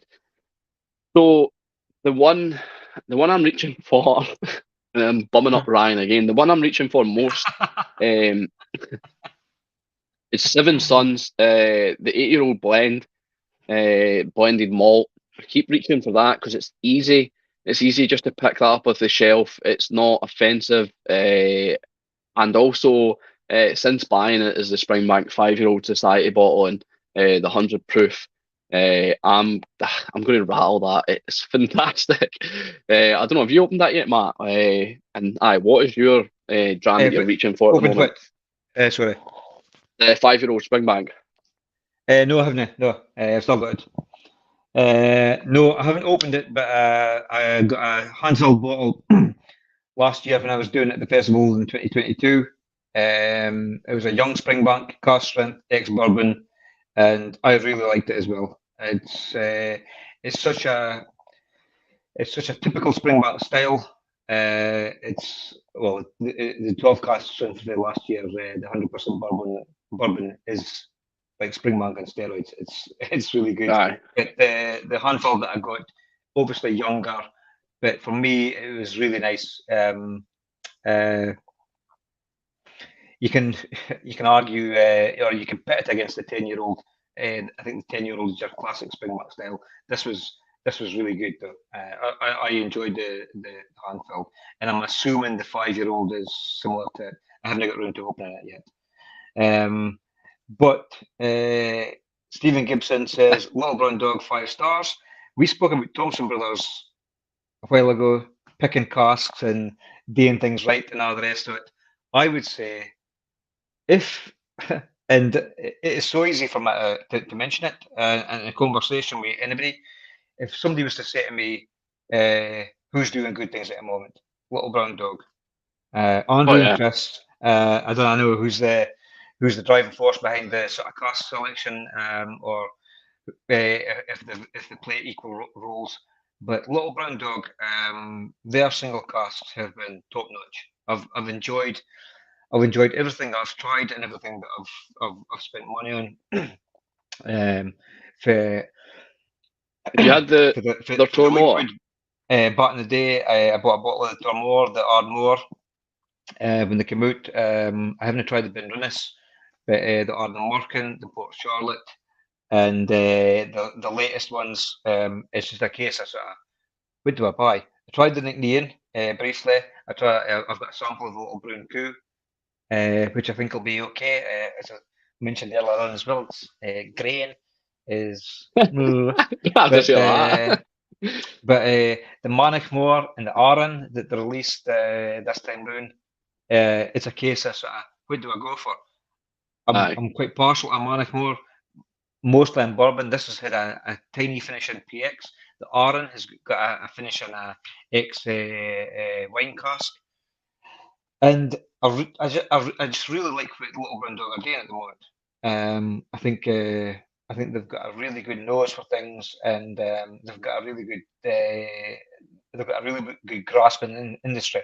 If you could, I would urge you to go back and listen to their or read their mini blog about how they looked at gin before they started making gin, and how Aye. their perception changed, and they sort of came about and distilling Even their redistilling. even their blends were amazing. Aye, the wee mongrels, Aye, brilliant. And absolutely brilliant. they never had to tinker with that. It was just How was it? you know who stuck. One of them things. I promise I won't say anything, but everybody knows. But no, quality, value for money. Yeah, I think you could throw that into the mix. Definitely value for money. Definitely. They're not doing nothing that they seek to kind of sort of squeeze excessive profits out of. I do believe they do things just out of of course they're a business at the end of the day, but they do things out of the sheer enjoyment of what they do and the thing that they love. Their And prices seem fair enough, and it's visible in their products and the pricing. I think that's the same with Thompson Bros. Like sometimes you see Thompson Bros whiskey and you think, oh, maybe that's a wee bit expensive. But aye, at the end of the day, they're a business, but the passion shows through. I feel. yeah, I totally. Cost prices have went up. Aye. Your your notables, like the people that are making the stuff in bulk, and let's not get away from it. Your big companies, although they sometimes put out a lesser product to the consumer, their spirit is still quality. I've got multiple bottles of stuff for independent bottlers. Whilst I was mentioning James Eddie Rattley, brilliant. These guys are picking off casks for these companies, and they're doing total justice by them. So yeah. Steve's saying, can we categorise Glenfarclas 175 and 185 as blend? I don't think you can. I suppose is that the same as saying? I mean, Ardbeg 10, you've got they tend to marry certain casks together, and it's not always just 10-year-old whiskey. It can be older whiskey because they're looking for a consistent flavour, a consistent approach to their product. But that's not a blend. I think when it's the same, technically in the sense that it's like, yeah, they are blending whiskies together, but from the same distillery. I wouldn't necessarily call it blending. I don't know what I would call it. But yeah, I don't know why Ryan's saying he loves me. That might have been the comment for the 8 doors that I've been reaching for. Later on, Aye, maybe later on. Yeah, Kevin saying both sound brilliant. I think that was a comment on what I've been reaching for. And he also asked about weather. I think weather heavily impacts what I reach for. Like at winter, I do prefer a sherry dram and something peated to remind you of like a fireplace or whatever to warm you up. And in the summer, I honestly struggle. It's different when it's Scotland because Scotland's so cold just all the time. Although recently, like we've had great weather this last week down here. But this week, because it's been such good weather, I've been drinking more kind of lager, more Weiss beer, more ales. I've not really been reaching for whiskey just because it's been so hot, and I don't know if you're the same, Matt. But yes, sometimes when it's hot weather, I struggle with whiskey. I struggle to drink No, whiskey. no, I've never been the same. I was away for the I was away for nearly the whole of May. No, the whole of April. So, so I've been making this month count. To be fair, Anything in my shell's fair game just now. to be fair, I have because I felt that way, or because I felt the weather having an impact. I felt like my whiskey's neglected. Like I feel sorry for it, and I feel like it does need a little bit of a battering. Yeah. Um, Sorry. So Toro saying, tell me more, Ryan. Who do you work for? I'm very experienced with the Sherry world and have a home in Andalusia. Yeah, we'll let them get on with that conversation. BSW is on my third bottle this year and on my second Kilkerran 8 cash strength sherry. Yeah, Kilkerran 8, lovely stuff. I think the 8-year-old Kilkerran, both the bourbon. Well, I mean, you can only compare the bourbon to back in 2018, was it, or 2019? The last bourbon was bottled, but the Kilkerran sherry, 18, I think. I think the sherry this year was better than last year's sherry. It wasn't better than the 2019 sherry. I managed to get a few bottles of that, and I've got one left. I've drunk the rest and drunk and shared. But yeah, I like the bourbon and I like the sherry this year. Quality stuff. So the 2019 one, right? I only had a sample of it. I never got a bottle of it. It was nice. No, it was really good. And then the 2020 version, I'm sure it was more like sulfury, a bit more rubbery, but I much preferred that. I much preferred that version. Like, because I only had a sample of the 2019, that was maybe partly the issue there. But the 2020 one, I just found like it was so funky and so dirty and so in your face and just so like basically F you. And that's what I liked about it. But I've had a couple of the bourbons and it's difficult. Do I think the bourbons are better? I think they've both got something to offer, but I've enjoyed the bourbons, I feel, more than the sherry versions. Yeah, personally. Yeah, it's I suppose it's what you want in it. No, I like Kilkerran and ex bourbon. The Kilkerran 12. I always say we did a tasting through in Aberdeen as well, and it was the 12, the soon to be 16, and the single cask 15-year-olds after it. It was like a mega tasting, Kilkerran mega tasting, and after writing down scores and notes and scribbling stuff down and everything like that, I went back into the drama of the 12-year-old. I went up and spoke to Grant and had a little sort of blather with him. This is a little drama of the 12. The 12-year-old stood up really well to everything, and I think that shows the quality of what it is. People always seek out Springbank 10, and it's 51 quid, 52 quid a bottle, or which will be the price of the Springbank 10. I think it's still a good dram for that price. The Springbank, but Kilkerran 12, it's tasty stuff. And if you're looking for that sort of typical Campbelltown style, somebody said to me before, why Kilkerran 12, or why Kilkerran? And I said I don't understand what you're asking. Why Kilkerran? You've got Springbank. You've got Springbank Long Row in Hazelburn, and Kilkerran is almost.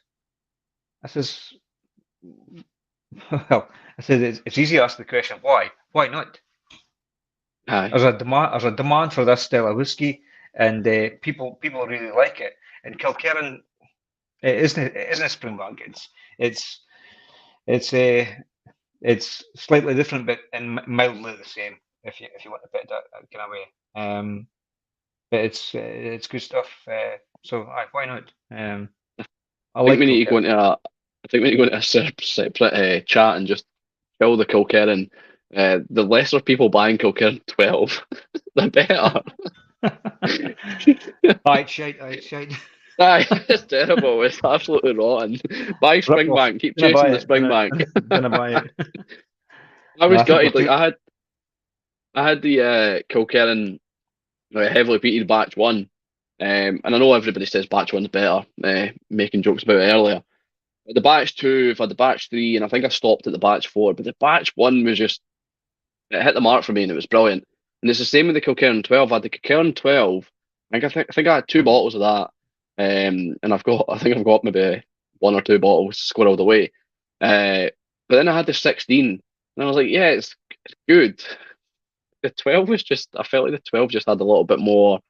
Yeah. I don't know if maybe younger, a little bit more of a I don't know. It was just better. Yeah, I thought the 16 was maybe a move away from what it could have been. Uh, What we got here? Sorry. no. uh, Toro. I have a single cask Kilkerran Calvados cask, cast strength from the Stone Age. Not much of that about. I think I have a single cask. I think you got me at Matt. No, I got it when I was at Campbelltown. It was is it the rum? Maybe the rum 15-year-old. Was that a UK one? Single Yep. cask? Yep. Aye. It was. So I've got that. I know you've got. You must have some cast I've strength got. Kilkerran somewhere. I've got a few. I've got a few put aside. Isn't it? There's nothing. There's nothing that I've bought really, bar a few bottles. A notable distillery for doing collectible editions. But there's very little that I've bought that is for any form of investment or to show off and say, look at my collection. Everything has been bought pretty much with a with the intent to drink. And I've always said my intention was that I'll buy a bottle of this and buy a second bottle. And I'll drink a bottle, and then hopefully when my son is the age where he's legally able to drink, we'll 16. come back to that bottle in 25 years time, and we'll sit down and I'll say to him, I enjoy this because of this, and this. Let's open it and see if it's the case. And That's if he granted, likes whiskey. He might like gin. well, yeah, nothing's a given. And to be honest with you, I might I might not live until the end of the weekend. But that's the intention anyway. And granted, the nature of the whiskey industry, certain bottles go up in price, and that's just We how it grab a is. beer. It's Um, but sorry, 2 seconds. nothing has been bought in terms of sort of looking to profiteer or to get a gain out of it as such. So Just grabbing a beer. there's Louise serving you. No, it's one of those summer tables oh, that was scary. It's one of those summer Right. tables that like kind of the rattan ones that lift and they've got water and ice on the inside. Oh, I was But going the to only say issue if you, is, I was about to say one of the tables. If you just put the tiniest amount of wrong weight on the collapse. aye. So the only issue is all the whiskies are on top of the bit where you lift up. So I was having to lift it and hold the weight of all the whiskies without them failing over. Uh, so Ryan says KK arguably better, certainly more my thing. Yeah, we'll keep that between ourselves. Love the 2020 Sherry KK, Fabulous Dram, Dirty. Yeah, the 2020 was dirty as yeah. Certainly prefer a cleaner style, and KK with a lightly peated profile. It's a lot of love for the KK at the moment, and yeah, 16 is more refined. That's why I think I prefer the 12, a little bit more cut back and stripped back to the a little bit rougher. And dare I say it, Glen Scotia has probably gained quite a bit in popularity out of this recent Springbank hype because people are looking for that sort of Campbellton style of whiskey, and they can't get it because they kind of get access to Springbank or Longrow or Hazelburn products.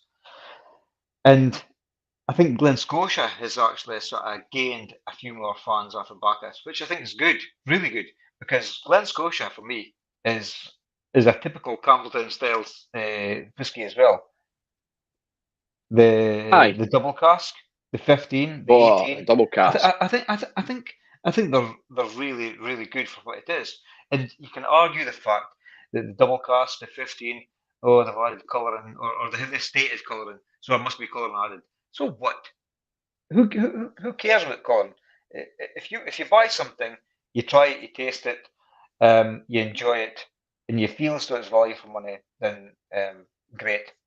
So yeah, Glen Scotia, rightly so, I think should be recognised uh, with the whole I'd sort of agree. Campbelltown sphere The, in that kind of sense. the I've had a couple of the festival releases that have been top notch. The double cask, absolute belter for a cold range supermarket available whiskey. The 15 as well. I've not really the Victoriana, not really my cup of tea. I didn't really enjoy it for some reason. But I just wonder if maybe Springbank's helping holster up a bit. But I also think the um the whole community and the kind of the way the community is with Loch Lomond kind of helps that as well. Um, I'm not saying there's anything wrong with the community, but there's definitely a kind of cult presence that gets attracted to these distilleries, whether it's like Ardnamurchan, whether it's Loch Lomond, and I think that maybe helps the attraction to Loch Lomond. I could be wrong, I could be way off the mark, but I think there is a certain kind of snowball effect with these types of things. When one person or someone kind of gives it a lot of praise, it tends to drop down or dribble down. I I don't think know if I that's just the think way things are. I think to be honest with you, if you look at Loch Lomond, you can also kind of sort of throw into the mix names like Deanston and Glencadam. Uh, these products step back sort of 5, 6, 7 years ago, 8 years ago. I mean, nobody would speak about them because they were deemed as subpar. People were speaking about your Ardbegs, your Lefroy's, Lefroy 10, seriously, and your Glencadams and your Deanstons and your Loch Lomonds, they were kind of sort of for want of a better word, the sort of shit in the bottom of your shoe. But uh, fast forward to this day and age, your Deanston 12. I think the 12 is a very decent dram for the money. I haven't tried the 18 recently, but it drops in it drops in sort of 50, 60 quid around about Christmas time, every now and then on Amazon and all the rest of it. Very good value for money. The Virgin Oak wasn't my thing, but a lot of people have seen it okay. Glencairn 10, 15. Why is nobody speaking about it? It is for the price. I mean, summertime drams, Glencairn 10, RM 10. For It's me, at least, it is sit in the back garden, Scotland. If you live in Scotland and you get a bit of sun where you can sit in the back garden, you savour it. And these whiskies, RM10, Glencairn 10, it's a no-brainer.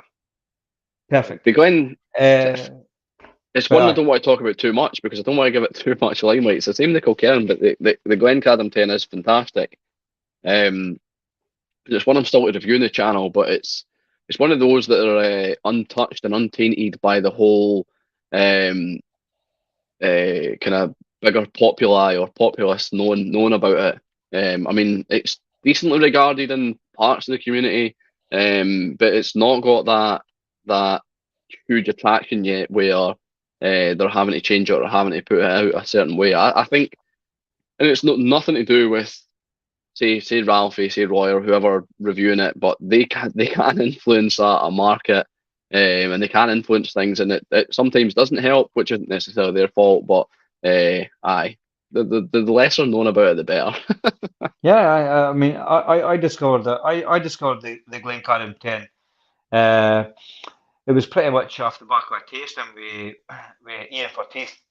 And it was one of them that I'd marked down in a book, the Glencairn range. I need to try it, and a tasting come up with East City Whisky Club. great great group of people. But Ian Forteith led the tasting, and the Glencairn 10. I thought to myself, man, I can't believe that I haven't visited this before, because it's one of them things. I think when you're comfortable in the things that you know and that you can get, Springbank 10, Springbank 15, any Springbank 12 class strength you want, and long row reds. When you can get these things, you kind of sort of maybe even pigeonhole yourself into thinking, Mm-hmm. this is what I like, and this is what I'll drink for the foreseeable. So, but no, I love to be, I love to be proved. I love to Right, be aye. proved wrong in the sense when it's something like that. Value for money, brilliant dram for a price. I'll be proved. I'll happily be proved wrong every day of the week to find something like that. So Good stuff. Toro's keeping us on track. Thank you so much, Toro. Glenfuller is great when single barreled. Altmore, Dallion. Oh, Dallion. I've got a soft spot for Dallion. Glenelgin's good. Strathmill. Yeah, Ben Rinnes. I know Ryan's got a huge soft spot for Ben Rinnes. All make great distillate that's continued to fly under the radar. Yeah, a lot of these things Yeah. have flown under the radar, or like distilleries that are overlooked. But there's some of them in there. Altmore's one of them that I've had maybe a few bottles of that it's been all right. But for certain, Dallieu and Glenelgin are up there with some of the whiskies I've had in Clinleash for sure. Going back from our blends, Steve is saying not tried the Glencairn 14 cognac finish. Have any of you guys? I don't think I have. I think I've had the white port 15 or 17. I've had Glencairn 15, 17, and I think they're both done in port. I can't remember which ports there are, but I don't think I've had a cognac finish 14. Glencairn 18. I think I've had a Glencairn 18, but I definitely remember having the 17. The 17's good and the 15's good. The 15 and the 13. I can't remember what the 13 is. Matt, if you'll know the Glencairn 13. I don't know if that's just it comes in like a gold. It's got a gold tin and the red label down it. It was actually bottled as the Reawakening or something like that. Aye, And it was a something, but limited it was number of lovely. bottles at the start, and then after popularity, they did another limited run, and then another one. Aye, So yeah. but No, there he is. blend filler, Dalhuin, yep, ticks the boxes. Glenelgin, definitely. Benrinnes, like it. Linkwood, I find Linkwood is pretty solid. Nothing brilliant, but nothing really bad. I've found with Linkwood as well. So a lot of these kind of sort of mainly Diageo whiskies, Othroysk, as well. Aye, they know what they're doing. They know what they're doing, and then they fire it into. If you can get It to was it. I was doing the Blair Athol tour, and it was something the tour guide was saying that about 1% of what they produce goes to single malt. Not necessarily what they produce and then sell off to like independent bottlers. I don't know if that's factored into that equation, but they said 1% of what they produce goes to single malt, which is mental because obviously I'm a big fan of Blair Athol, and it's mental to think that distilleries like Dalhuin and Really? Ben Rinnes for me, Ben Rinnes for me has been a hit and a miss. But the likes of like Dalhuin, we touched on it earlier, Tormore, Glenelgin, there's too many. How much of their production actually goes to single malts and how much goes to blends? And it's not even like good blends or blends that you're excited about. It's normally just Johnny Walker or whatever. It's nothing new and exciting. like Seven Sons. I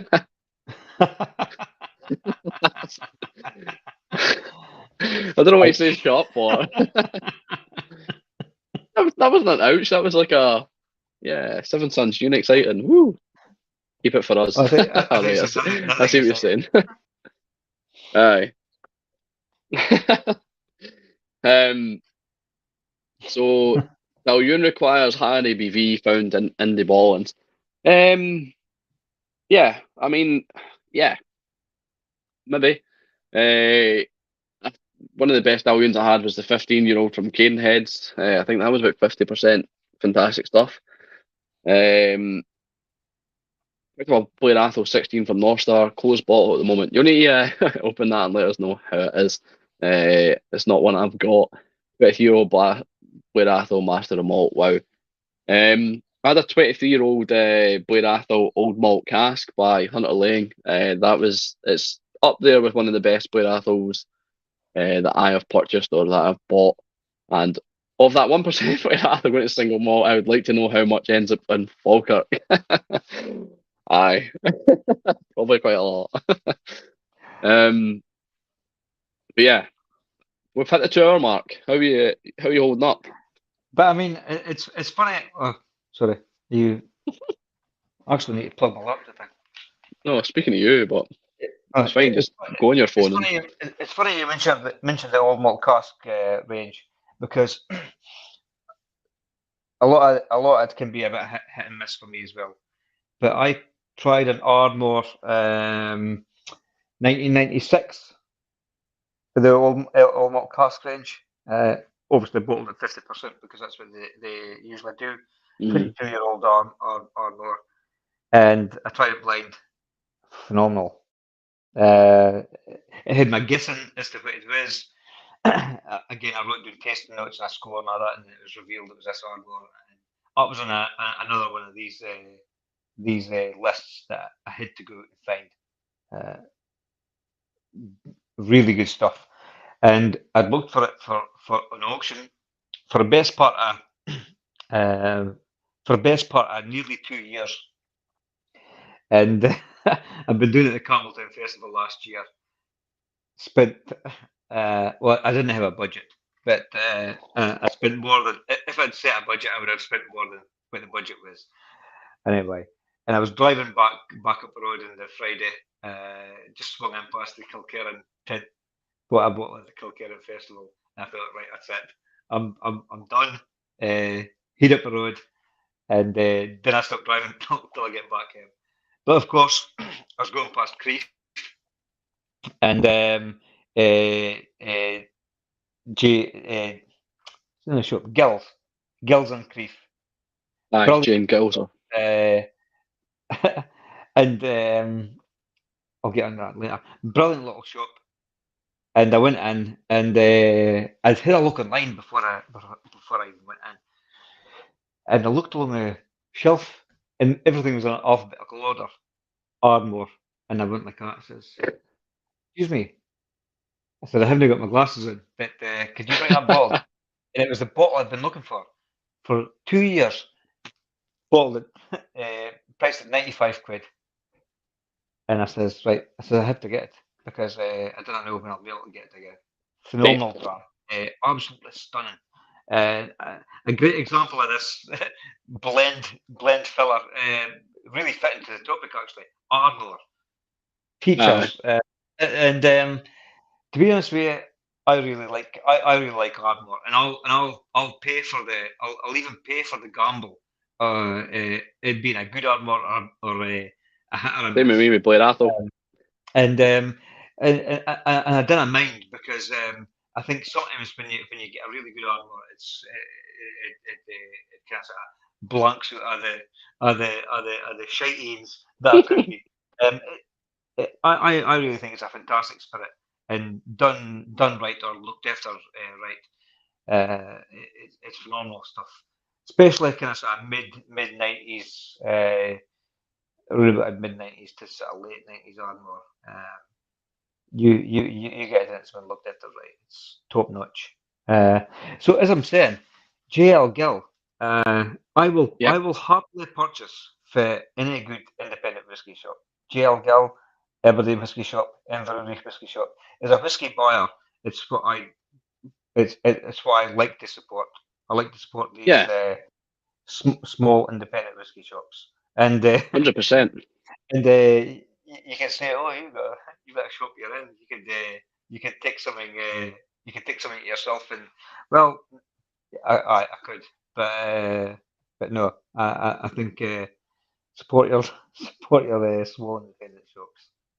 Oh, definitely. And one you missed out was the Dunkeld. If you're ever, Dunkeld, I don't know if you've, brilliant shop, absolutely don't know if brilliant.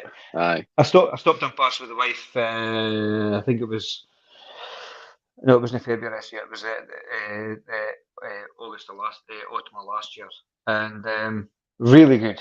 I messaged the guy afterwards. Is it Steve? well, Well, close enough. close. Aye. I messaged him anyway, and I just says thanks for thanks for being really welcoming, because Yeah, he went in it takes the and time. he was straight up and never pushy, and anything you want to Yeah. try can. And the thing is, it's all what I found with his shop and obviously like Aberdeen whiskey shop and that. Um, I've not really shopped at Inverurie, but it's a lot of independent bottlings. It's not always just like your core range or normal stuff. And it's mental like how much it's not even just all one brand of independent bottlings. There's all these different brands. And I think obviously like Aberdeen Whiskey Shop has maybe a more a structured way, or maybe not a structured, but they have more they do have a little bit more core range stuff. But with Dunkeld, what I like about it is how I feel like it's quite a unique shop. When you go in, there's always kind of something different in there because they focus almost solely on independent bottles. Um, but yeah, I definitely think shop local, shop small, I think master them all, and the whiskey exchange. Yeah, they might be easy and convenient, but I nah, think as you say though, Dunkeld is really small, and I, I don't know what kind of budget they operate on, but they have to be choosy. They've yep, got to be choosy, and they've got to get it right, because because they there is no way they can splurge out the kind of sort of money, or they can match the budget that your big shops like the Whiskey Exchange, Master and Malt. They couldn't even match Aberdeen Whiskey Shop or Inverurie no, for that. So you got your small independents, then you've got your tiny independents, yeah, yeah, yeah. and we fit into that category. We are just kind of sort of we are, in comparison to the big people, we're kind of sort of treading water, maybe sort of bobbing up to here with our eyes maybe, and we get a breath every now and then. But we do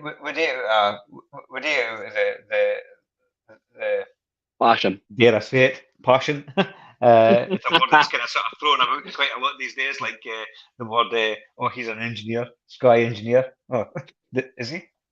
You can run that cable. Nearly, But nearly spat my water in the laptop. if anybody works, for Sky, sorry. But no, it's we do the love for what we do, and as we try to kind of sort of fumble along and get to where we're going, we try to offer good customer service, and we try to be as fair as we can in pricing.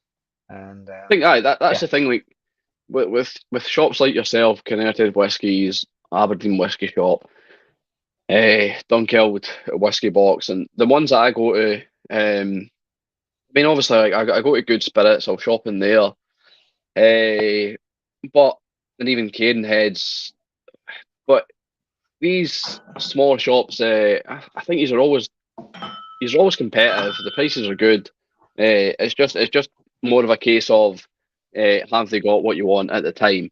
You can yeah, always scroll, and that's the thing I feel like I can always scroll, look through whiskey shops and be like, oh, that looks good, that looks good. But it's more that actually going to that point where you purchase something. I feel like whiskey and whiskey drinkers at the time they know what they want, and that's what's difficult. It's not necessarily a browsing game with whiskey. It's more like, all right, I'm looking for this. Who has it? Right, I'm going to look here. I'm going to look here, and if you have it, I'll buy it, regardless of. I think it's a lot of people, like, regardless of what ties they have. They maybe have like certain shops that will get something for them, but a lot of the times it'll be like, oh, I'll try this shop, see if they've got. I'll try Kindrum, see if they've got it. I'll try this shop and see if they've got it. Oh, look, they've got it, so I'll buy it for there. And it's not necessarily a loyalty thing; it's more whoever's got it at the time. But I'll tell you And that's what. maybe the issue with. I'll tell you what though. In terms of in terms of sort of bad purchases I've maybe made over the years, I've countless times had messages or phone calls for people that I know that have seen stuff on our site, and the question has always been asked, is this collectible? And to be Yes. honest with you, every time I've said, I'll give my honest opinion. My honest opinion would be no. And it forces you to answer a question that you know that that you are going to lose a sale. And at the time, they were speaking about sort of bottles that are 170 quid ish. And I think to myself, and the question is asked, is this collectible? And you go like, oh, no way, can't believe he's asked that question. My honest opinion is no. Okay, Aye. thank you for that. See, I'd be like, And yes. and, Self. you think to yourself, oh man, thank you for that. Well, it's quite the opposite for you phoning and asking that question. But Aye. I would rather put the phone down and know that I've been honest with somebody, even to the point of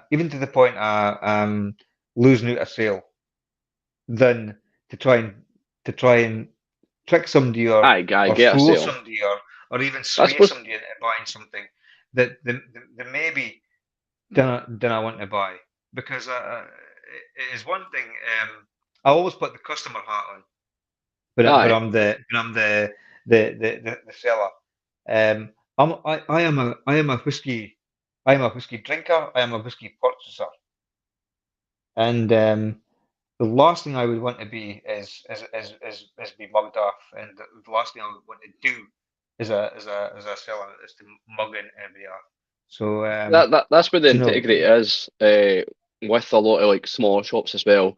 Like the shops I've mentioned, you never feel pressured to buy anything, and I can only speak from my own experiences. You never feel like I said, like they're trying to kind of mug you off in a sense.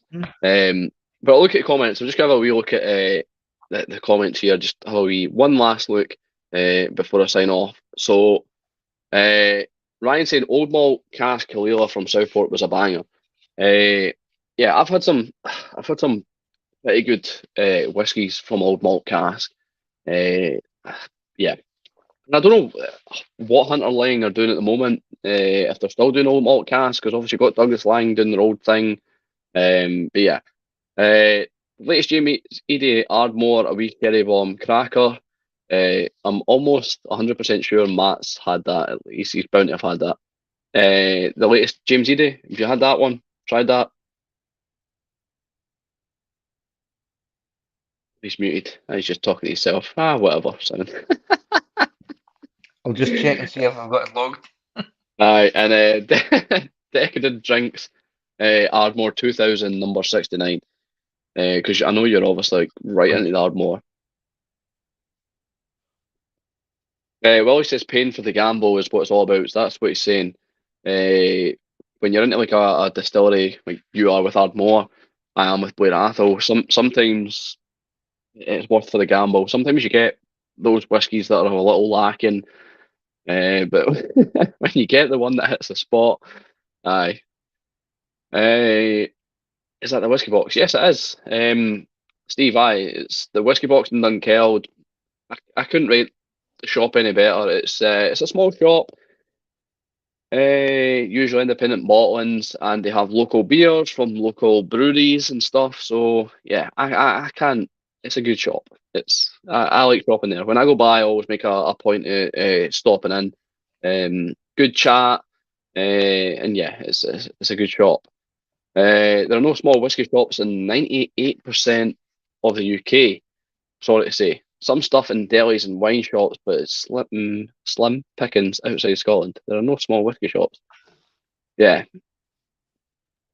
I mean the you've even like Costco. It was that Costco where I bought that Ben Rinnes old malt cask that I thought it was a good price. It was like 60 or 70 quid for an 18-year-old Ben Rinnes, but it is terrible. I did not get on with it. What cost car?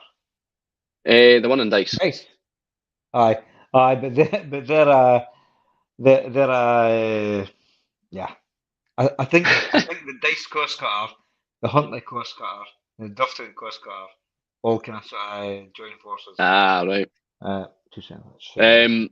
So amongst the 12 watching, I'll have you know, Toro, it's 13 now.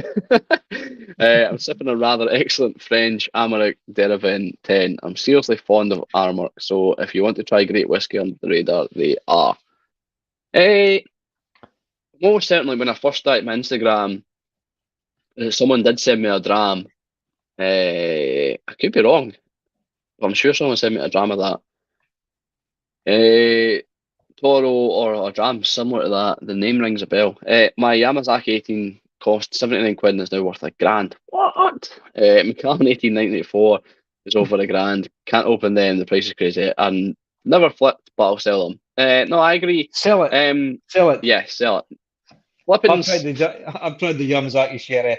It's good, but that price, no.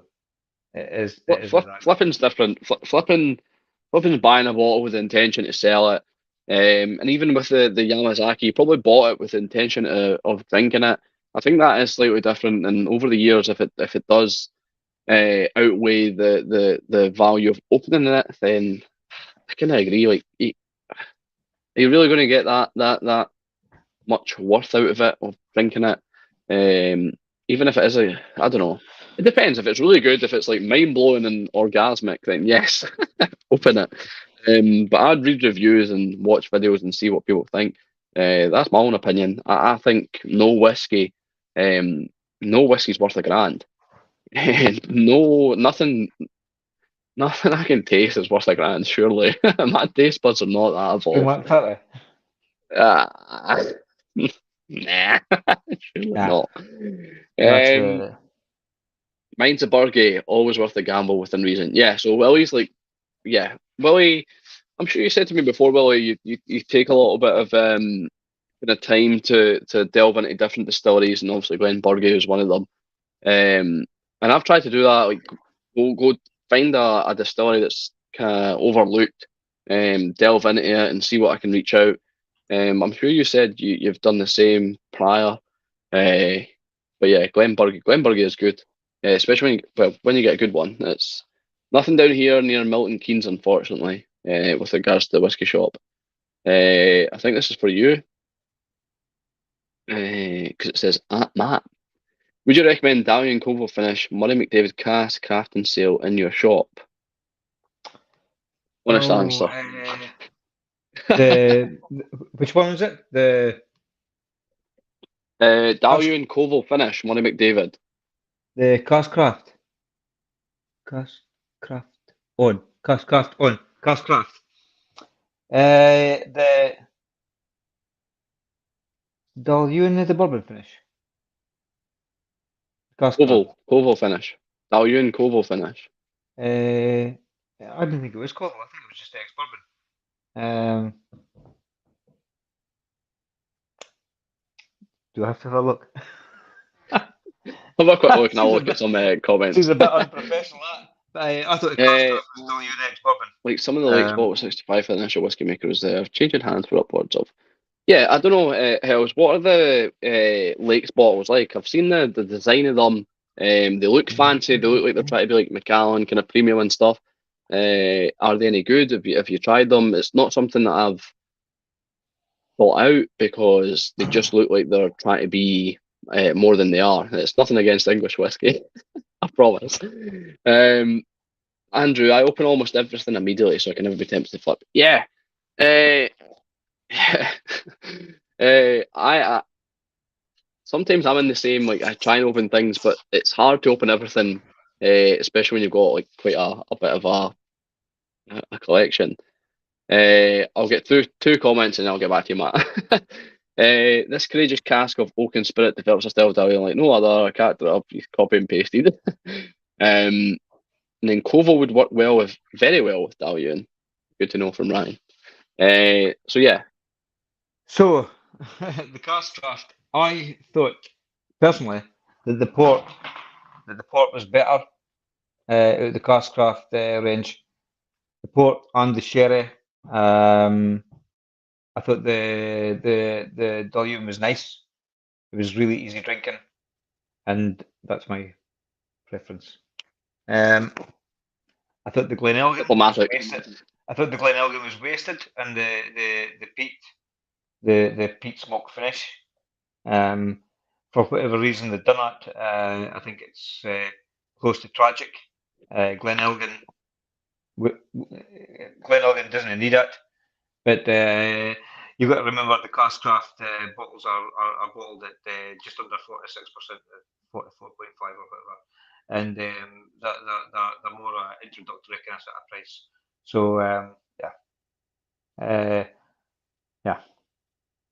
Right, Matt. This is the last comment, and I'm going to go for a pee and end this. So P. Andrew, a pee and end it. Andrew's got a significant collection. He's reached 773 open bottles and 6 closed. So almost 800 bottles, and he's expecting another delivery this week. That is an insane amount of bottles. How do you, Andrew? I don't understand how you. I can understand how you get to that point because I'm terrible with buying bottles. But how do you decide what to drink? How do you look at or maybe not even looking at because is it going to be all around you? Is it going to be like a room? Like how do you decide what like, I'm going to have this to drink tonight? The whiskey community would call you a legend. The general public would call you a raging alky. Yeah. That's impressive. It's mental. It's mental. 700. So I'm at 200 bottles. I've probably got. I've tried to cut down on what I've got open so that I'm opening bottles, finishing them, and then bringing new ones in. So I think I've got maybe about 30 or 40 open, which I think is mental at the moment because it's so hard to choose from those 30 or 40. Thought we were doing well at nearly 40 open lol. Yeah, I'm about the same. It's a difficult one. Right, I'm getting fidgety and really needing a pee. This was great. There's flies. There's a fly. There's fly coming for the whiskey. Right, a couple of comments more. Willie, low key and low cost with occasional extravagance that served me well. Just working my way through them. Yeah. And Willie said, Andrew says, most days I don't drink anything. I don't believe you. I do believe you. I would struggle to choose. I would way struggle to choose what to drink. Was there anything you want to close the conversation on, Matt? Because I am getting so fidgety. I'm bursting. I think the great thing to close the conversation on is regarding Andrew's collection. If Andrew's got 700 odd bottles open, and he feels as though the money that he's paid out for the enjoyment that he's got to get out of them bottles, then that's great. Exactly. I think these days, I think companies, whether it's through marketing or whether through whatever means, they are looking to extract your money, your pocket or wallet, and we have got to be semi-guarded to a degree that we are buying into what we actually want to buy to drink, and what we are going to feel as though is value for our purchases. So as I said earlier, selection for the drinker has never been as much as it's been just now. We have got untold options for us to buy, but always be cautious when you spend your money on. Yeah, which yeah. Sorry, there's a great ended comment for Andrew. It's my only expensive hobby. Can't drink an Aston Martin, no matter what Bowmore say. Yeah. Fair enough. Yeah, I think, yeah, thanks for the comments. And Bart saying one for the road, Stevie style. If I have one for the road, I will literally pee where I'm sitting. Just Have a good talk. You're in your garage. It's okay. I know, no, Listen next day. Yeah, I think to end, I think, yeah, blends are on the rise. That's definitely what to take away for this. Blends are good, and drink more blends. And drink whiskey. Whiskey's so good. That's all I'll end the way. All right, Matt. When I said to you before, like thanks for joining, or thanks for taking part in that, and I do appreciate it. And I always like speaking to you. I like catching up, and we need to get together in person. Even if you will be going to one game and I'll be going to another, but we need to get a wee drink at the pot still. Anyway, is that so you can smell a drum? Nah, that's like. Anyway, so thank you all. Thanks for joining. Thanks for your time. We'll speak soon. Yep. Okay. Good night.